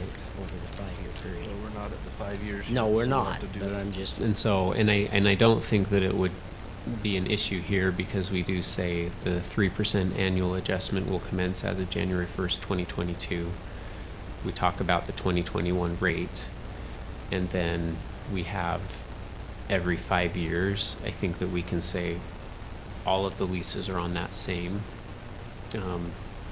same schedule, and so 5 years after January 1st, 2022 is when that first would be done, even if they sign it at the end of 2024.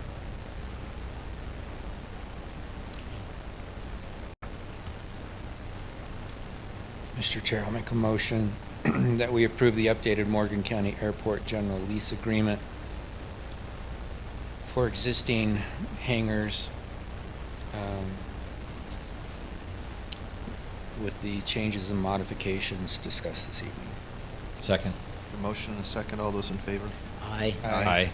Any opposed? Okay, motion passes and is unanimous. Thank you. Okay, discussion decision, ARPA funding for the Mountain Green Sewer Improvement District. Can I hop in just to give you numbers real quick? Sure. Okay, so we ended up moving 900,000 that erroneously got put into general fund into this in our last budget adjustment. We've already spent some monies on the GIS parcel fabric project that the county allocated $248,503. And in the last meeting, you committed the Fairgrounds Electric update to come from this, which we don't have those bids back, so I'm assuming will be between 300 and 325,000, which leaves you a balance in that fund for the end of the year if we were to spend the full 325 of 270,873.38. So what about the other funds that we were using for the recorder's office? That's the That's the 248. That's the 248,503, but I've already accounted for the monies that we've already spent in that. Okay. So that's remaining. So those were the funds that were committed. So I took out what we've already paid out and then what's projected to still come out, and that's the remaining balance. So we all shared what we would like to see something from each of our areas. Did those just get Thrown off the side. ixnayed, like parks? Yeah. Because we were planning on parks and we were planning on the development up at Taggart's. So So we were also planning on potential internet. What's the costs. what's the last one that you said? So we did the original one with Brenda, which we had planned for a couple years. Yep, and then the Fairground Electric update. So I guess, my opinion, we've talked about these funds for a couple years now, and had different numbers. And in fact, it was, God, I want to say 4 months ago, we talked about it again. Said, here's where we would like to put these numbers. I don't think we ever included the Fairgrounds Electrical until more recently. Well, till Till last more meeting. recently, yeah. That's true. That is true. I haven't written a But check we've yet also- for funds to commit. We've also already given the Mountain Green Sewer District over $400,000, plus another 17,000. Well, that was a reimbursement of the transportation impact. Right. But I think we need to consider some of these other projects. We still have a year and a half to spend it. I think we need to get a plan going for those other funds before we decide to give it to the Mountain Green Sewer District. I think technically, the way they gave us these dollars, we now no longer have to follow the law, the rules that were set up to govern these funds, is my understanding.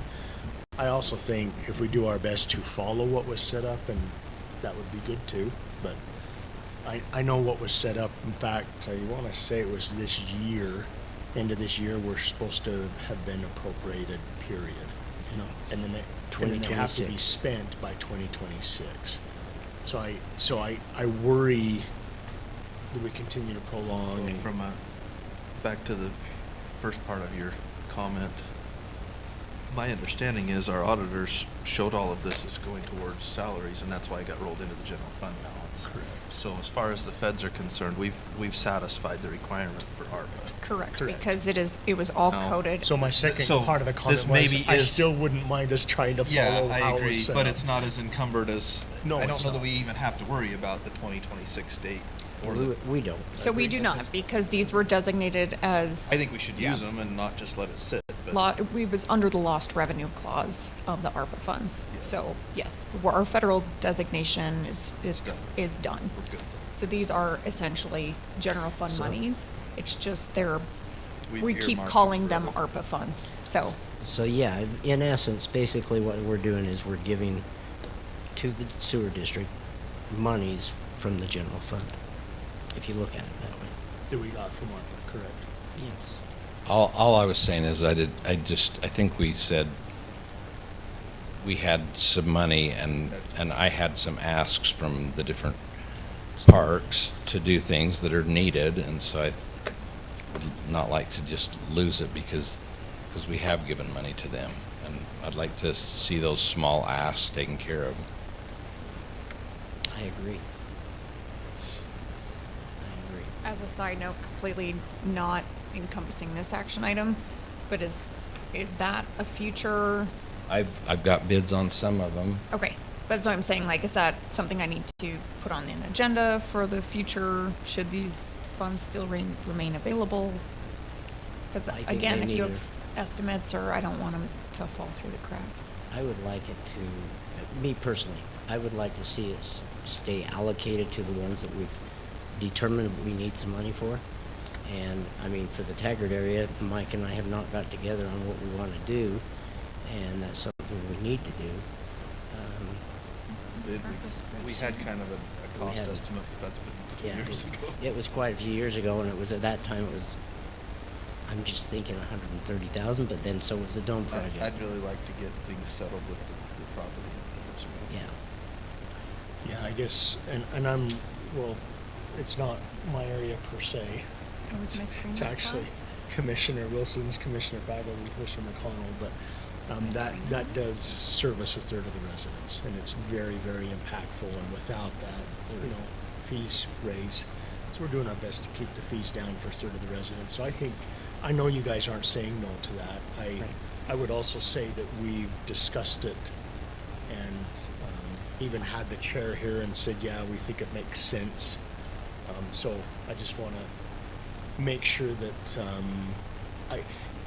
maybe what I would say is whatever we've discussed in the past and to a degree agreed upon would be nice to stick to. And then maybe it's There it is. the electrical or the, 400,000. yeah, or the future, we figure out, because the electrical at the fairgrounds was brought up just recently, and maybe that's something that comes more from the general fund versus the ARPA general fund, but anyway, those are just thoughts. And I agree. Yeah, we leave this open, but- and we've got a lot of needs, for sure. So it We looks like have some we needs actually So this did is- approve some, did we? Yes, so this is my spreadsheet I've been keeping.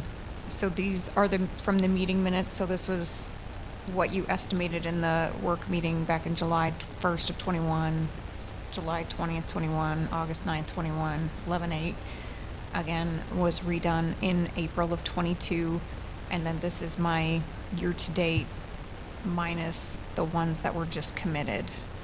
This was the spreadsheet that I made you when we were considering Brenda's request for the GIS parcel fabric, which was part of the original. Yeah. So I'm happy to select any tab you want me to. But if they say unanimous on here, it means that in a commission meeting you approved funding for that line item at one point. And the Morgan City water infrastructure, they did not get the grant, so that $100,000 we did not need to spend, even though we voted unanimously. Right, I was just trying to find the history, So, because it was kind of and we did do the sheriff's and radios. the fairground water line project, we did that. And Yep, so this is what you budgeted and when you voted, and this is the actual cost. so we did not need to cover any more of the attorney assistant in the backlog, I'm sorry, the what?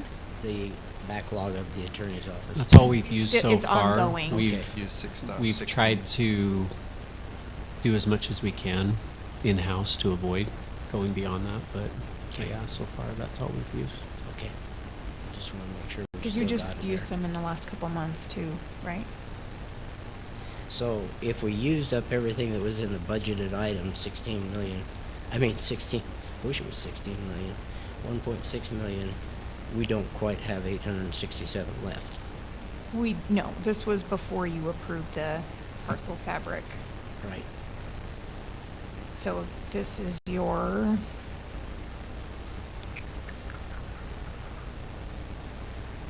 The parcel fabric was another 248,000. so you had me allocate 900,000 back into a grant fund.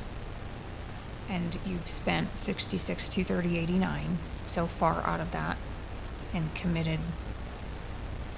There's 550,000. right, but some of that is from the GIS parcel fabric.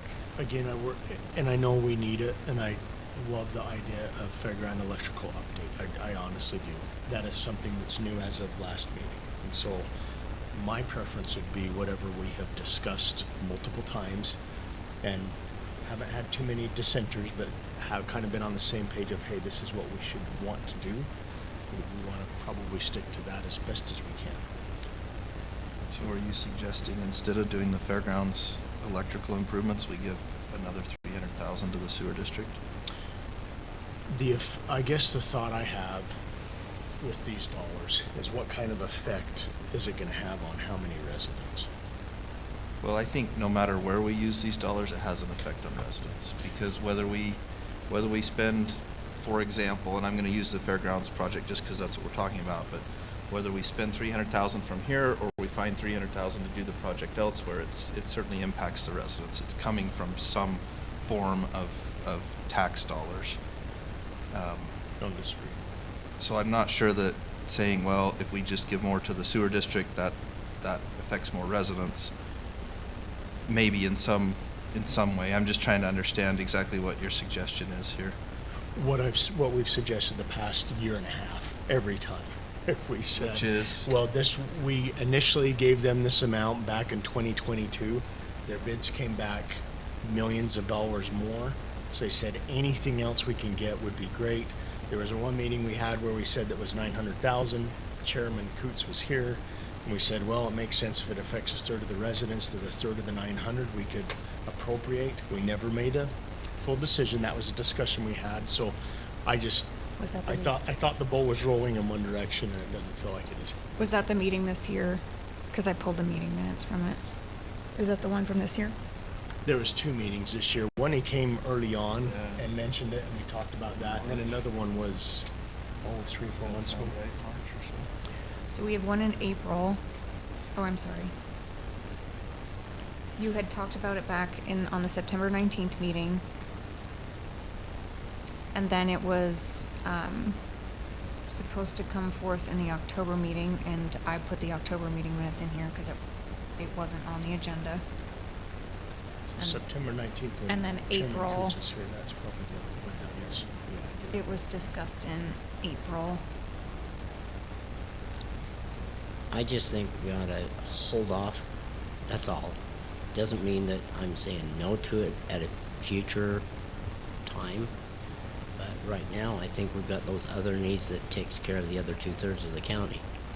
That we ought to consider taking care of them at this point. Well, I think we ought to recognize that I think everything that we've done with this funds affects the entire county. I mean, the parcel mapping affects 100% of our residents. That's right.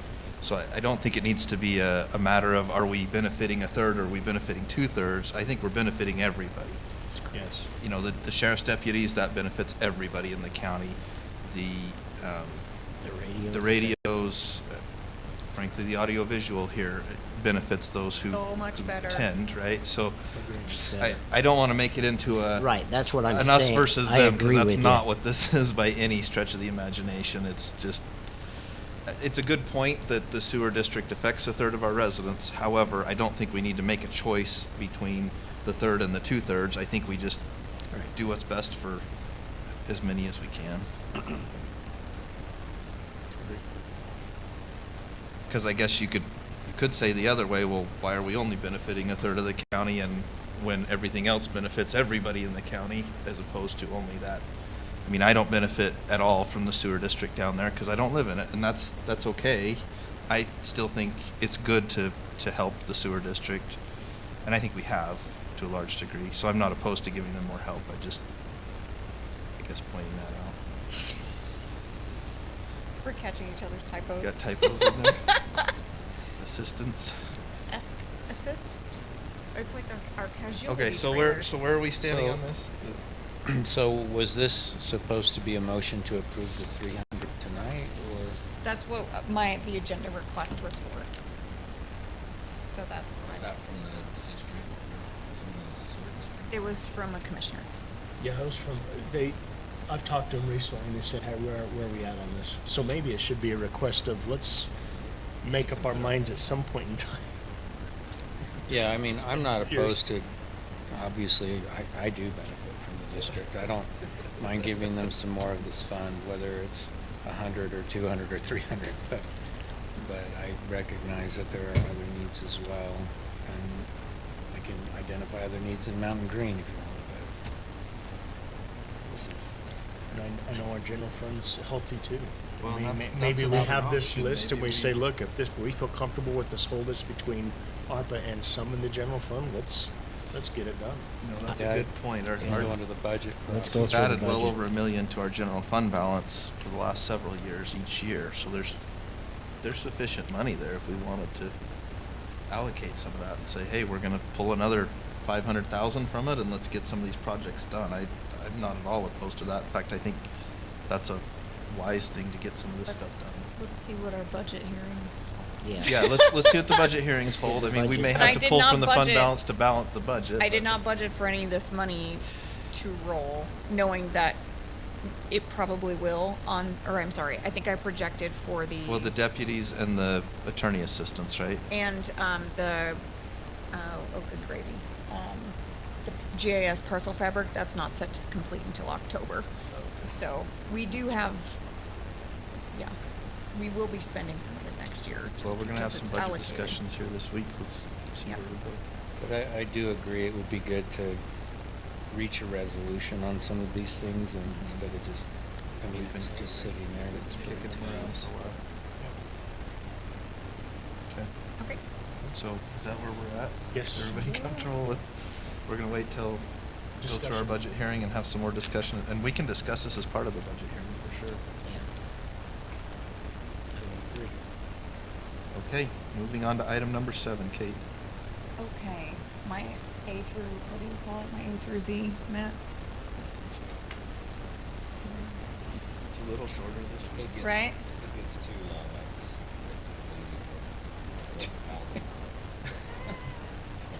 Good gravy. Okay, Are you gonna be online for it? financials are back. Need 2 swimming suits. Yeah, that's it. Financials are back from the recycling program, and so the city reached out about doing another meeting. Did they So- give you the dollar amount on that? They didn't. Can we ask for that? Because I'd love to see that before our meeting. Yep. I don't think we should be surprised in the meeting by it. I think we. I just think it was more of it takes a minute to get us all scheduled at the same time. So if I could get at least 2 dates and times. October? Is that what you said? That's what I it mean, said. trying to schedule budget hearings is hard enough, so.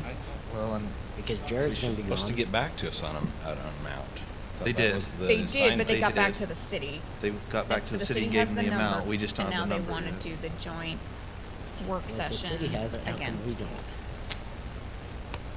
Because they 'Cause just said they we have gave the it to number. They Lance. didn't give I us the don't know. number. Okay.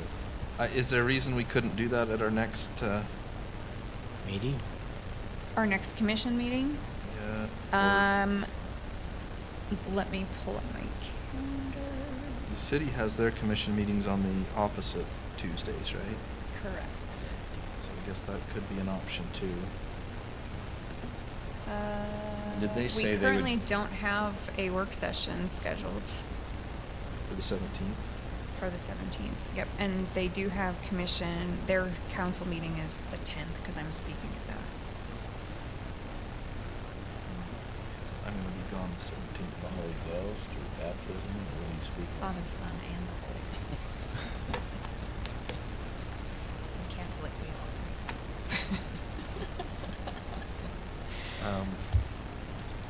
No, I haven't officially formally introduced myself to the whole city council. Do we want to do that, or do we want to ask the city council if we can do it on one of their nights? So they're on the 10th, and their meetings are later. So I don't know what works better for you. Their meetings are the 10th and the 24th. Let's do our meeting then. When? What's the heck? How later they? I think their meetings start at They start at 6 and go till they finish. Well, maybe we could do a work session at 5 with them. On what day? Yeah. the 10th or the 17th. I can't do it on the He 10th. says- That's your I'm out of town still. 24th? 24th. He just asked me to let him know he's setting his agenda for the 10th on Thursday. So, but it sounds like the 10th is off. What about the 17th? What's this? Is that our commission meeting? That's our meeting. And I'll So- be on the 17th. So potentially a work session on the 17th and or potentially a work session on their second meeting, which is the 24th? September? Correct. You guys have availability the 24th? I'm not sure. Yeah, he's gone, aren't you? Okay, so Well, and ultimately, 24th? it still has to go to both bodies separately for a vote. I mean, all we're doing is trying to coordinate a decision. Right. So I will give him those two options and get back to you on that. What about the 1st of October?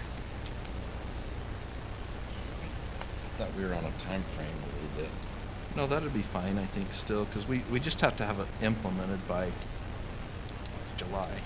So we'd like to have it figured out by end of this year so we can get it really Budgeted?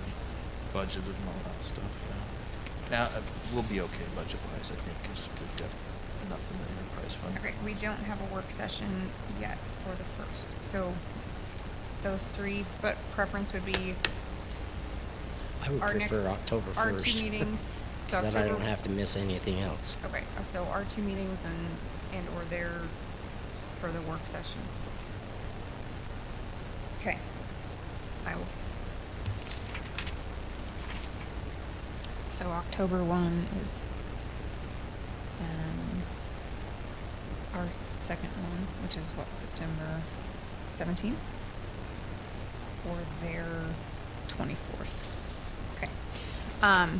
Update on the trails, which I'm adding a trail in here.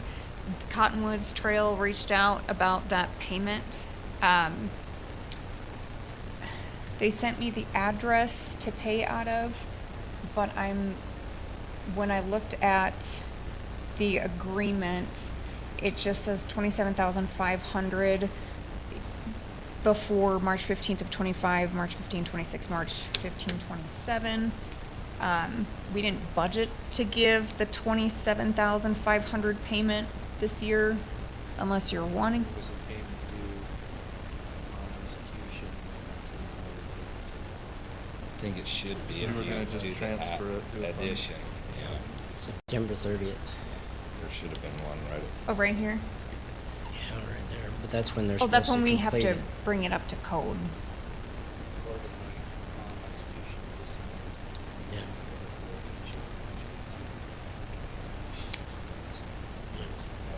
So what's the date it was executed? That's when we should have. June 4th. And that means we owe them. So we gotta get a check to them. For how much? 27. 27.5. Okay. So, and then reading the meeting minutes, we didn't set a fund for that to come out of. Should come out of our 2219 tax, sales tax.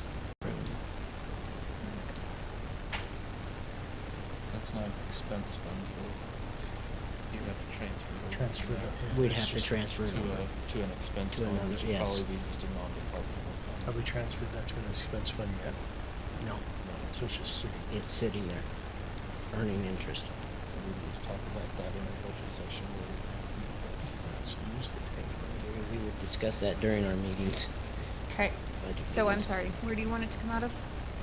Well, I think we'd have to pay it from non-departmental, For but now. then we're gonna have to transfer the money from that fund that Commissioner Okay, Kraft was so I mentioning. needed a budget adjustment for 27.5 for this FY. And that's gonna come out of non-debt.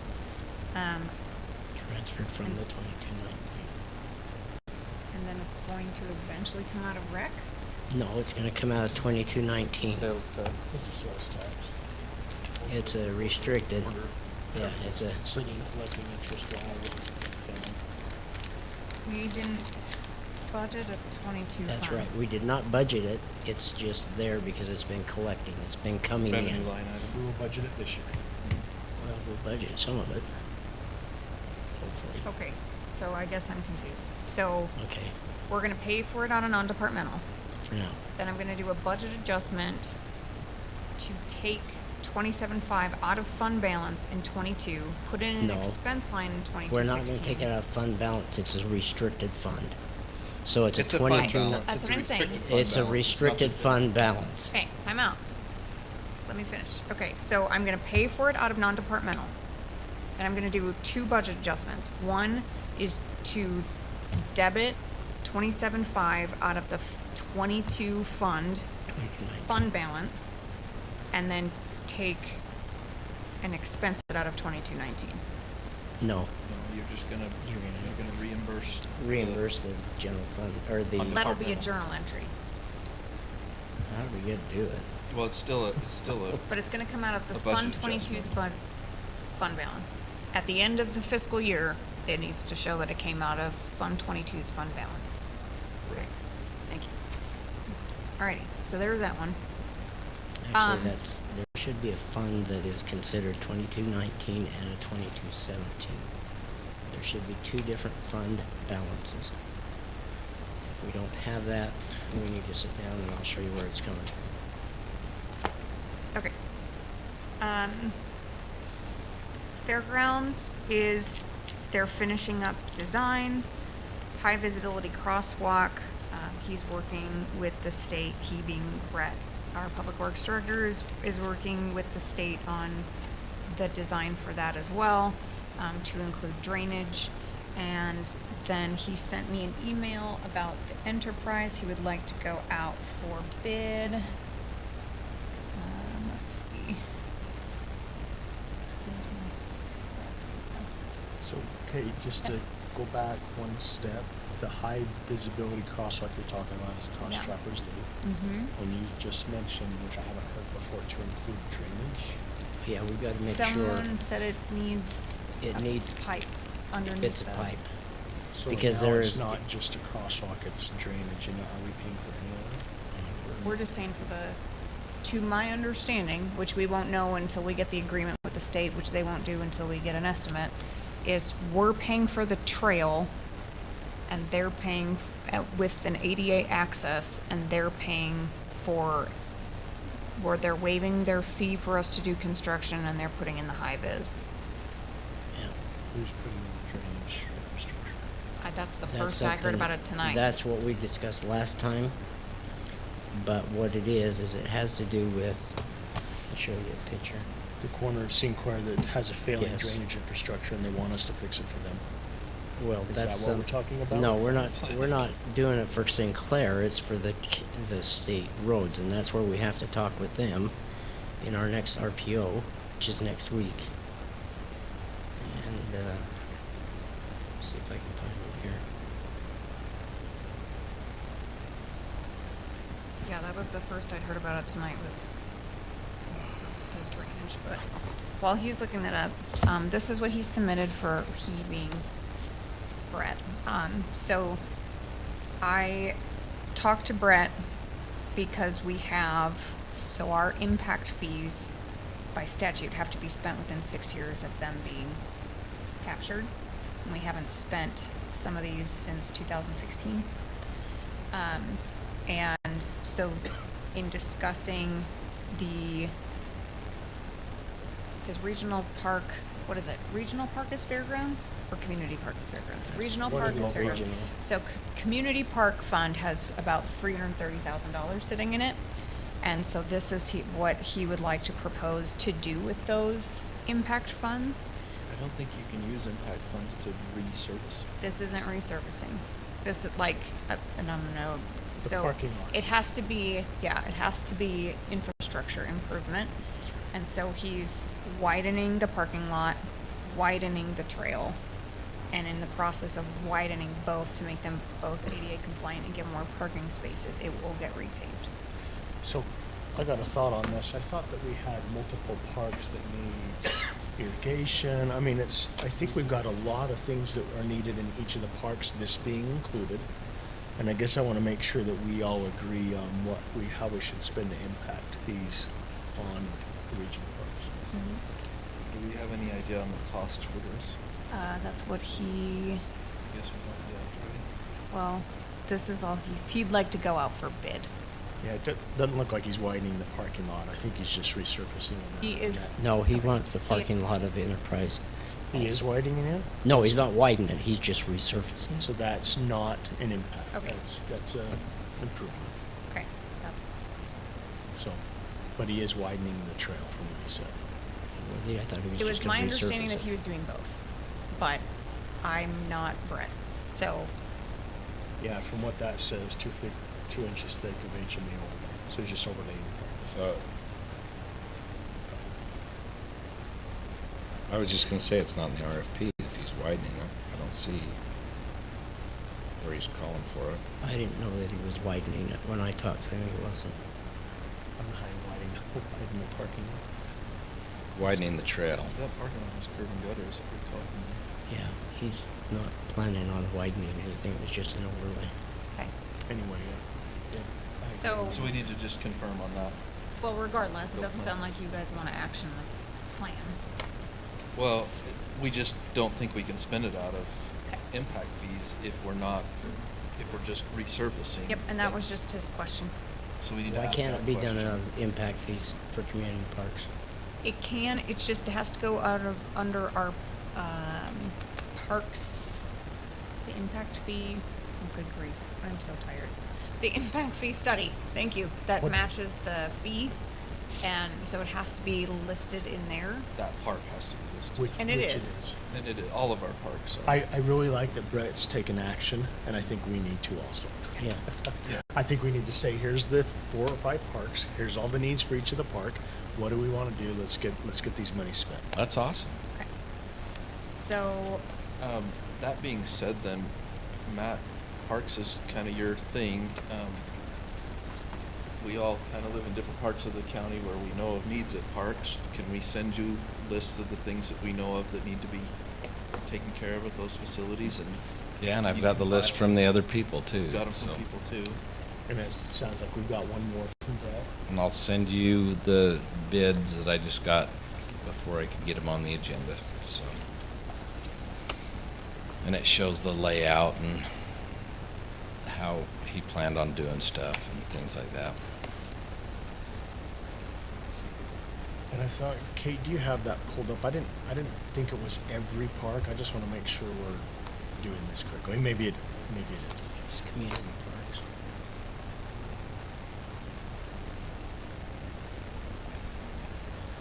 That was right there at the end. Kent Smith, Enterprise, Milton, Croydon, Commons. So 5 parks. That's it. That sound right? Mm-hmm. The city has. You the have other one on the Cottonwoods too. It's not on the list. That's not on the list. We probably had added at some point. Now, I know from past experience, you can actually update your impact fee to include it. Yeah, all you have to do is update your capital facilities plan. You don't even need to update your impact fee stuff. So I think when we're doing our budgets We in oughta add the it next then. few days, we ought to be adding all these things into it, including our gun range if possible. But agreeing 100%. I agree. We got to spend. We gotta do something with the gun range. Especially now that Davis County has had their shutdown. Oh, I didn't know they shut theirs down. Shut it down last week. Interesting. Why? Because the contractor they were using was not doing things according to what the auditor said they had to do, and so they fired him. And so if they get another one, they're trying to decide if they're going to. At least that's what I found out last week. But again, I think we need to make sure we're being careful with it being an impact. I mean, if I need to fix a sprinkler head, that's operation and maintenance, that doesn't. No. No, but if you're gonna put in a Add whole a new line, system put or in a add a whole new line system. or like the Croydon Park, What about, add some cement for a. what about protection from hazards? Yeah. building berms and things like that. Now, if the plan is really to widen the trail, then I think that would count. And so maybe that needs to be discussed a little more. And it may be worth widening the trail simply to be able to use the funds for that, I don't know. So the action item is everyone's gonna get info to Matt to compile, and then you want me to put it on next agenda for discussion? Let's do it. Okay.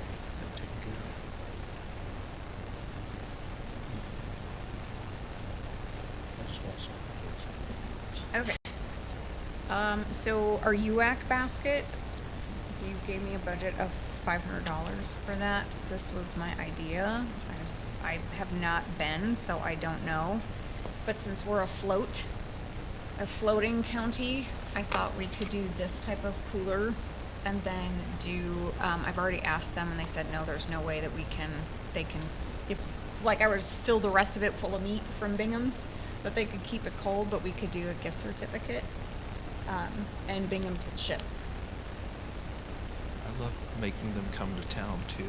I would like that too. But at the end of the And day, if we stay get at them a the gift hotel. certificate, they will ship.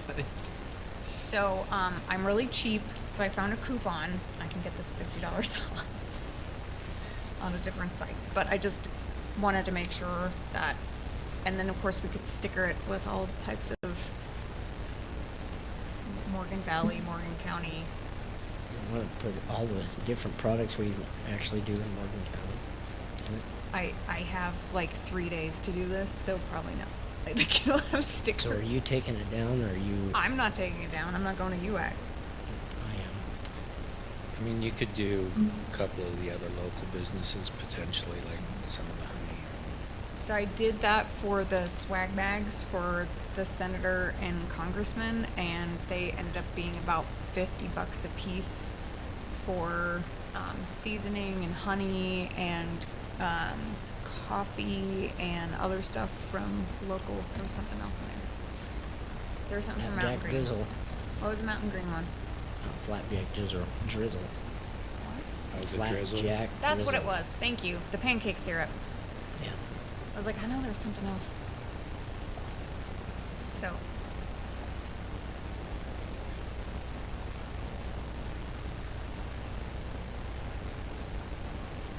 That's a great idea. We could get a few things from the Historical Society. So, do you want me to, but are you good with the general idea? Yeah. And Yeah, then we I can think that's split great. with random swag? Is that really only 10 inches wide? It's a rolling cooler. Let me see I pictures. know, but I'm just looking at the, It's only, that's not right. well, it just says 39 deep, and I'm thinking, that doesn't look to be, wow, that looks pretty big. 10 inches.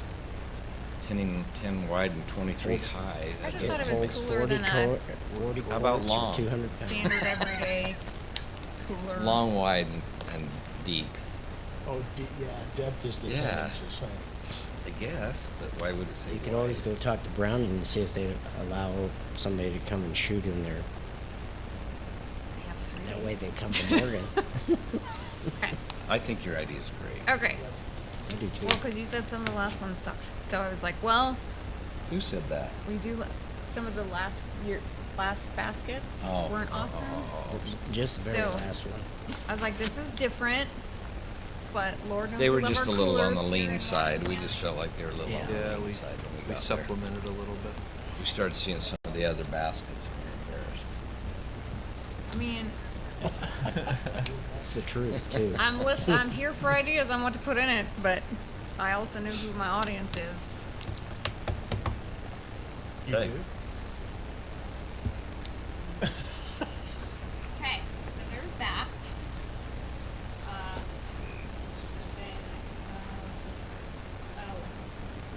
Yeah, I did because I try to filter. Brett got a call from the school district wanting to know if he wanted to sit in on the interviews for the Mountain Green Crossing Guard. And he said, why? And he goes, because you're paying for it. When Yeah. did we agree to that? That's kind of Yeah. what I was wondering. But I guess the city 50/50s it with the school district. And so maybe they assumed that we were going to 50/50 it. And then who would that person work under and who would train them and who covers when that person calls in. Who pays for the crossing guard here in the city? The city pays half. The city pays half and the school district pays half. I know they report to their public works. And they report to Lance and he trains them. And when they're out sick, Lance or Rhonda stand out there and do it. I'm still concerned with the actual, we have no evidence So I found of the the actual statute. number of students that cross that road. Okay. Anybody I've talked to that lives in Mountain Green, and there's some in the back of the room that are shaking their head, have all said the kids do not use that crossing. Are you talking Trappers Loop? Yes. Now, I've never gone down there on a school day to see. Anecdotal evidence, normally I'm coming home after they're leaving, but on Thursday, last week, I left work and got home as they were exiting school, and I didn't see any crossing the intersection, but I saw probably 24 walking towards it. So maybe they are using it. I don't know. I would just love to have some count to justify, because we're talking about spending, whether it's our money or the state's money, we're talking about spending $100,000+ immediately to put in a high-vis crosswalk and add a trail and fix drainage issues, and then we're talking about, I don't know how much for a crossing guard in perpetuity. I would just like to know that it's really justified. I'm not trying to say we shouldn't make a safe intersection, but if we've got 12 kids crossing that every day,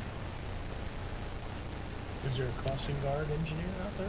I mean, who determines? I don't know how you determine that. So that's the thing is I couldn't find in the statute. It's like a Well, traffic count, children. right? I know. That's the. As I said that, I thought somebody's gonna bring that up. Well, if we prevent one kid from getting hurt, it's worth it, and I don't disagree with that. What if we were to go and discuss this in COG, Jared? If you're there at the next one. If not, I now Kate, know that you and it's I third can. Monday, even though I don't get invites or agendas, and I will be there. Okay, it's the 16th, isn't it? Yeah, it's the 16th. of Maybe it September. was because it was a holiday weekend, I don't know, but anyway, there was just two groups of them, two groups and a. You said it was on Monday? No, it was it was Thursday before. Oh, Thursday, okay. I agree with you, Blaine, we can. It wasn't Monday. So I couldn't find the statute that says who got to determine when a crossing guard was set. Was needed? I think but it says that for all reduced speed school zones, the local highway authority, which is us, shall provide. Wait a minute, we're not the highway authority on a Yes. state road. The local highway authority means the legislative, executive, or governing body of a county, municipality, or other local board or body having authority to Even if regulate it's not our laws road. You not have a pertaining say to in traffic that. under the Constitution and laws of the state. This is the Pass the buck. Yeah, so I don't, yeah. So I'm bringing it up because it was brought up to me. The authority gets to dictate what they spend. Well, I mean, the other thing that generally is part of a discussion on a crosswalk is the age of the child. So elementary school, right, obviously typically need more supervision to cross Says than that in middle 4B. school.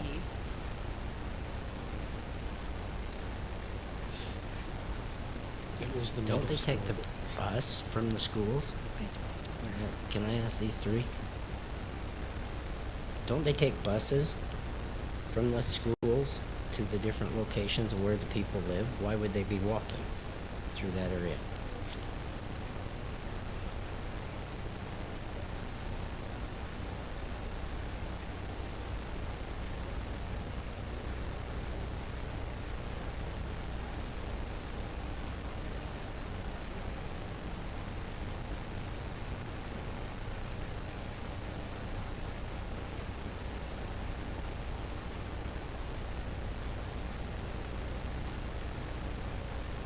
But that being said, even if you're within the mile and a half, if dangerous conditions exist, then the school district still has to provide a bus. That's right. For example, the kids who live on Old Highway across the railroad tracks here, even though they're less than a mile and a half from Morgan High and Morgan Middle and Morgan Elementary, they still bus them because they don't want them walking across all the freeway. And so, is this just an attempt for the school district to not have to bus anymore, and so they want us to get a high-vis crosswalk in there?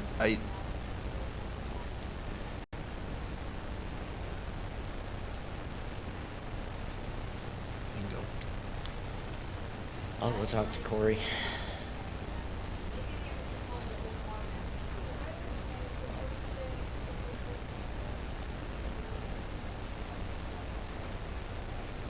It was only one day that I've been there at that time, and I almost confident they were going to Old Farm.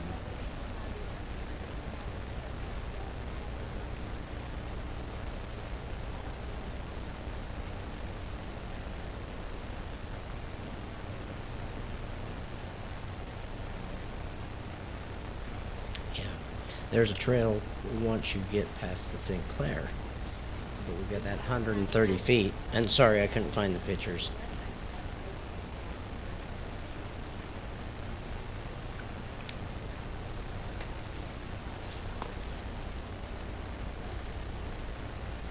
So we may have to look at two crosswalks. Okay, so it sounds like the action item is that's gonna be discussed in our next COG meeting. Matt, I'm punting this one to you. Well, I wrote a very nice And I'm gonna stop letter you. I'm gonna stop to you. everyone. Or was it an email? Have you ever There's Matt? an email. Matt, I'm gonna stop you. Okay. Okay, I'm gonna stop all of you. The Dome project, as of last Thursday, I talked with the state parks director, and Scott Strong, and I talked with him about the situation and what was going on. And he says because of the cost, they are going to do it in-house, and they'll finish the dome in-house. We do not need to do much more because we have already spent over $120,000 on it, and we're only going to get another 25 back from them for the grant. And they have talked to the state people, grant people, and they are all in agreement for the state to finish the project out under their inspection and their people. Sweet. So we don't have to do anything more. I have issue. And I know I'm not part of the governing body. My issue is, does that mean we can't apply for Part B this year? Because our Part B is still open. We cannot apply for Part B this year because that is due last week. Oh, this week? September Okay. 15th. November 15th? September 15th. Okay, we can't do it this year. So, as far as the rest of the project, we will wait. They want to wait and see what happens with the dome itself before we even determine whether or not we're going to go out for any more village. Why can't we? We just don't have time, is that? Why can't we what? The grant's tied up with The this project. grant's tied up still. While we have an open Part B grant, we cannot apply for another Part B. That's Which right. means we are putting our ability to apply for up to $800,000 a year in the hands of the state parks. And That's right. that's not, Well, we've been Fiscally holding that up for 3 years now, so what's another 2 months? Maybe Why don't we, we've got the dome.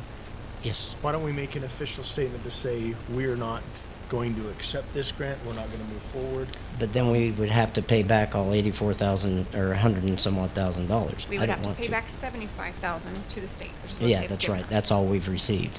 Is And it then worth sell the paying back dome. 75,000 to get a few 75 to hundred get thousand? 800? No, what do we need 800 if- for? Fire station. A fire station, other things that benefit the entire county.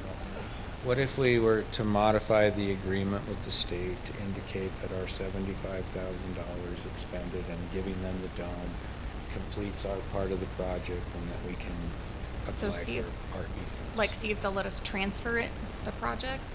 Yeah, I don't know the technicalities of this, but it just seems to me that if they're in agreement that our component of it is complete, or if there's two small things that we need We to gave do, them we a can donation? complete, that it would be done, then that would be worth trying to do. Or what if they, like, my thing is I'm on such a short timeline to apply for those funds that if they say no, I don't have another time to come back to another commission meeting to ask if we can apply for Part B. Well, we could ratify it. Well, to your point, I will if we call could, James. if we could pull 75,000 from our fund balance and pay the state back and say, we're no longer taking your grant, and then apply for a new grant and get $800,000, that's $75,000 well spent in my mind. The only problem is, and this was brought up before, is if we give back that grant, they will never probably give us another grant for That's at not least 2 true. or 3 years. I already asked James and I already asked Sherry, and they both said that we would apply, be eligible for application. Any of those solutions works for me. I was just suggesting if the state's in agreement that that's how we're completing, it ought to be something that we could document as complete so that we could then apply. I get the short time frame. I just, Good point. If our portion of it is done, technically we've completed, right? Whether the dome is up or not, we've completed our portion, which is the state part. I mean, I can ask. We can ask. We If can not, ask. and we That's all think I there's can a good say is chance we of can getting ask. the grant, I would. But if would they pay say them the no, 75 back and get another grant. can, Well, or is it, is the fact that we're finished with the project something that we state, or is it something that they need to confirm? I will have to put up the contract. That's what Because I'm hoping for. if it's definitive, and, I mean, I still would love to see the agreement modified to reflect this. But if it's definitive that our part would be done and complete, then we would say, here's the dome, let's do a bill of sale, and, and give them a bill of sale for the personal property dome, and maybe with a letter indicating, we understand this to be completion of our full obligations under this arrangement. Thank you for your consideration, and hand it over, and then it's done, and then we can represent to the state that we've completed our projects and are eligible to apply for renewal. I guess we can just call and ask. Doesn't hurt to ask, right? Doesn't Nope, hurt to it ask. doesn't. Katie's been And in terms of successful our authorization asking. for applying for a grant, I'm in favor. I assume everyone else here as well. I am, because it's lost revenue already. Yeah, We've It- already spent the money. yeah. Does require, Part B requires a 30% match. So if you did get an $800,000 grant. Exactly. you need another- When did it go up to 800,000? Because the last I saw it was 600. You just, that's what it is on the application website. Right. I doubt we get 800,000, but they said that's the max. Plus, we don't have any shovel-ready project that's even close to that. That's the sad part is that we're gonna apply for it, and But it has to be completed in 3 years. We've already got a bid out for the back building there for the fire station. We do have a bid on that. That's shovel. Right, but we need to modify it to include something, and so what I talked to Sherry about, at the state was if we made the rooftop public accessible for AstroTourism. Hey, redneck ingenuity for those grants all live long day. If you wanna smoke cigars and stare at the stars and it pays for my fire building, God bless you. Well, and if it's for that, we already have match money set aside because we sold that engine. But we bought a brush truck with it. $5,000. But we couldn't come up with enough to build the building, so they bought the replacement brush truck with that money.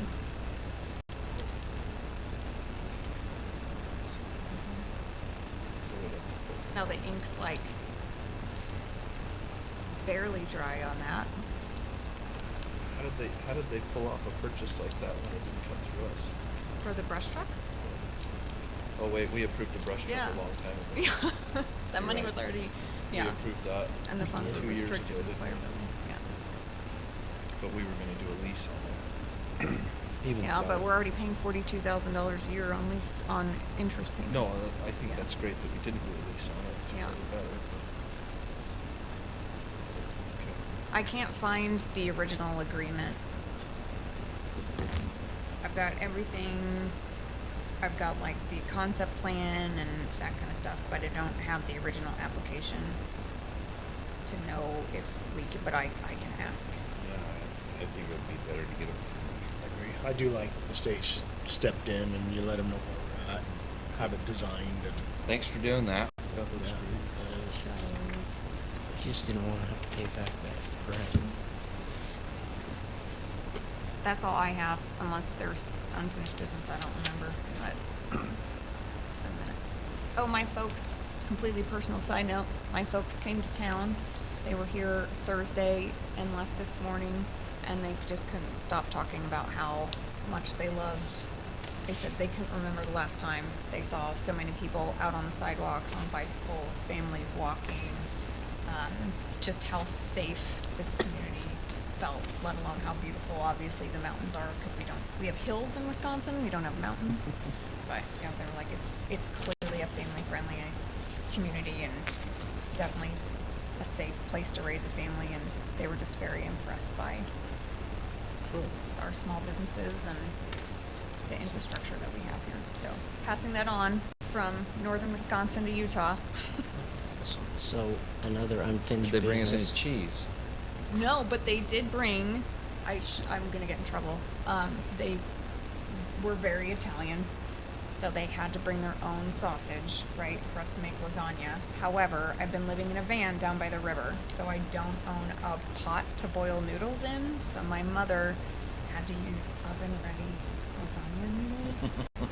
And I think she wouldn't let any of us in the kitchen. She just didn't even want anyone to see it. She was that embarrassed, and we weren't allowed to talk about it.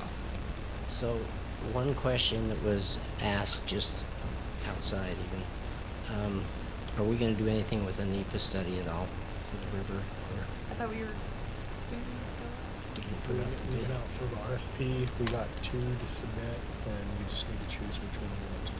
Oh. Let's add that to the end. Yeah, remember we had 2 that submitted. One was quite lower than the other, so we just need to approve that if we want to move forward with that. I Yeah, think we because- still do. Because Lydia would like to apply for a loan, not a loan, a grant for a trail along the And river. they're pretty big on having that work done. We're in the process of. Yeah, we have to have it done before we can do it. So, Or at least sidebar, in the I guess this isn't really a sidebar, this goes along with East Canyon. So we rolled like between 92 and 94,000 from Class A last year for that. So, and then we estimated to apportion 95,000 for it for this.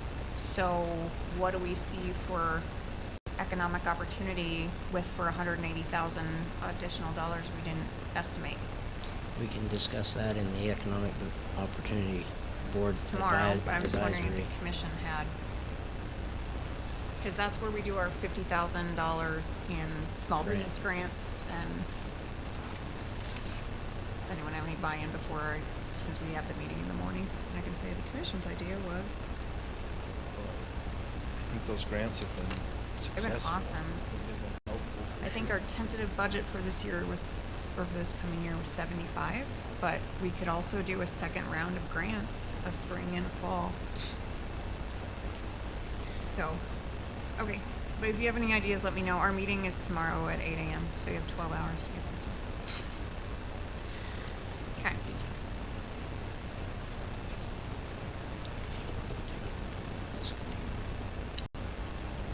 That's all I have.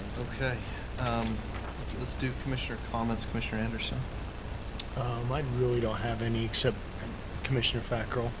I still need to get with you to see if we can submit for a project in time for the outdoor recreation. I would love to do that. I think we tried to connect once last week or something. It's gonna be hectic again for the next few days. No, I don't I had, well, 2 things to go over. Number 1, I was made aware of a new state statute that went into effect this year regarding recycling data. So this will tie into our discussion on the recycling program. But essentially, we're now required to send out a report of the types of materials that have been collected and recycled through the county. And we don't have it. What's that? We don't have a program. well, that's why we have to have a program too. It's another reason to have a program. But anyway, I'll give this information to Garrett so he can look through it, make sure that we comply with the statute. It's a new one that I was just made aware of at the Wasatch Integrated Waste meeting last week. The other thing that I wanted to ask about, I realized in speaking to a few people during this meeting, it sounds like a couple of folks are going to be out of town this week. You're going to be gone. And Robert, you're going to be gone. I had So on my calendar I can that be we were here doing. on Wednesday, Okay. and I can maybe join on Thursday by phone, depending on what my coverage is. I'll be driving. We had this discussion. I for thought back that when. I had it on my calendar that we were doing it the first week in October. So when I got the email yesterday saying, "Remember, budget meetings are this week," it was you're not not on gonna my be here? calendar. No, I'm planning on being here, but it was a surprise to me. So anyway, You said if we could meet our deadline, we couldn't. Yeah, oh, is that what the problem was? but we're not planning on an increase. Gotcha. Okay. Well, as long as you guys are comfortable with that, with the few folks gone, I guess we'll proceed with the budget meetings. We may Oh. need to. As long as Blaine's there, I'm fine. Why? I cause all the trouble. Well, yeah, but you have your finger on the pulse of the numbers, so But so should I'll you. try and join. I will try and join by. Okay. Yeah, I'll Perfect. try and join for Okay, as that's long all as I I had. can Commissioner until the Fackrell. water gets glass, and then I've got to go. You gotta go.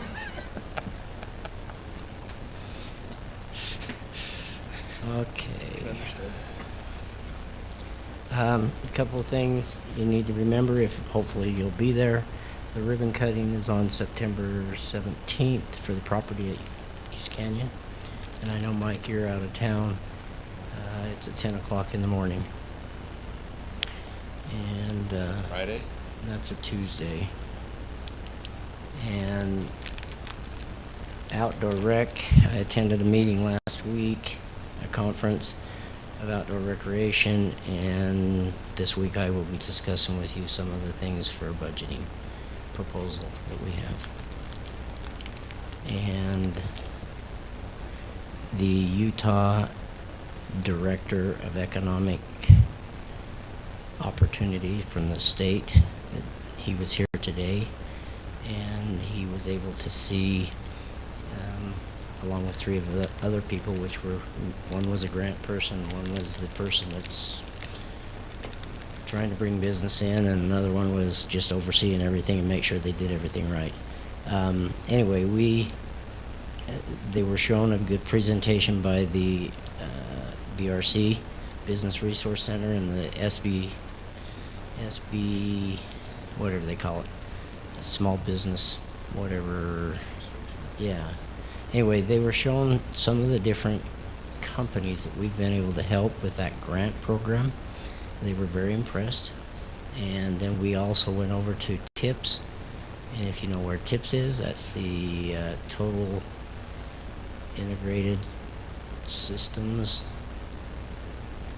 I don't know what it is. I don't know the full name of it. But anyway, it's over there at the where they put the concrete and the foam, and they put buildings together, and they just acquired a loan from a bank and the SBA for over $14 million to upgrade some of their equipment.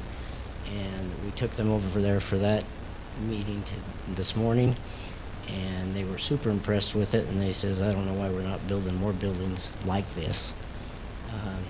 Because the new building they just put in, they finished it, it's a tilt-up home, or tilt-up building, and their whole system is less expensive than other types of buildings. You can build new homes with it, the system. It's pretty neat. You need to take a visit. In fact, I would like to have them come over for a presentation and just show us what they do, if it's feasible at a future date, Mike. Okay? Sounds great. And I've attended a lot of other things. Oh, this was the question that was asked to me at the joint JPAC meeting that I had last week with Carlos Braceras. He asked the question, and I kind of want you guys to answer this same question. in 5 words, what is your number one, or what would you like to see in the future without, if you had no money concerns, no, ramifications, whatever, what would you like to see happen in the future here in Morgan County as far as transportation goes?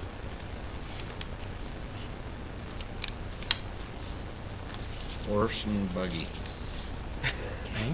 Well, I think we can agree that we'd like to see the Mountain Green interchange completed. Okay. I'd do it as a full interchange instead of just a one-sided. And to leave the existing interchange in place. Okay. If money wasn't an option, I'd add to that, trails. I mean, there's so many road bike people, just having a nice wide trail along all of our roads that they could use. Okay. That's more or less what I said. Or too. even a river corridor trail would be awesome. Yeah. It was separated from the cars. That would be awesome. Okay. Motocross track, but I don't know what that has anything to do with transportation. So anyway, that was the You said discussion. money wasn't Yep. No money was an object. The only thing is, I asked them to try to work on cleaning the air here in the valley because it's creeping up through the canyon. And so whatever way we have to clean up the air.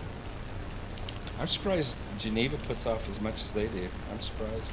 Yeah, they put off a lot. So anyway, that was my one, besides the interchange and the trails. I don't have any comments. Okay, Commissioner Wilson? I think he's commented. Right? I just wanted to get a little bit, I don't know, Garrett, if you've talked to Jason Mills. Have you talked to Jason? I know he's been in touch with Josh quite a bit. Apparently our code,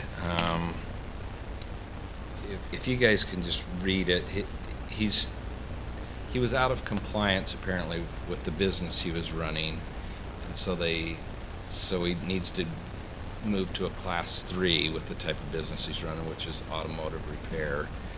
It allows him to have up to 6 automobiles at his place at a time, which he has more than that.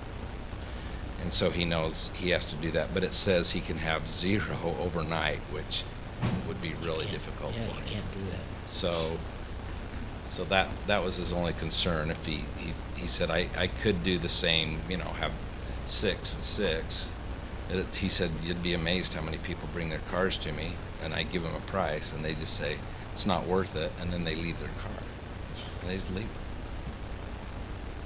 So. You mean, and he just has to junk it? Yeah, and then he has to get rid of it. So, anyway. So you're saying the code does not allow him to have Any 0 cars overnight. And Josh says So- that doesn't make sense either, so we just need to probably So do we need to pass that along to have Kate some type talk to him about that? So I think that would just be a direction to staff to prepare a text amendment that Right. could allow for that, or to revisit suggested changes. In what? It's the 15.323 CUP section. 3?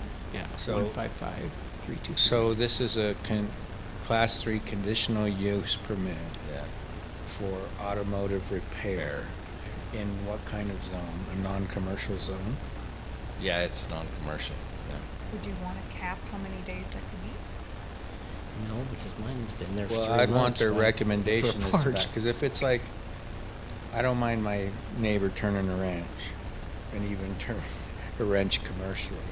You start parking 6, 7, 8 cars around in the driveways and stuff, and that's kind of annoying. Well, he does have a shop and stuff.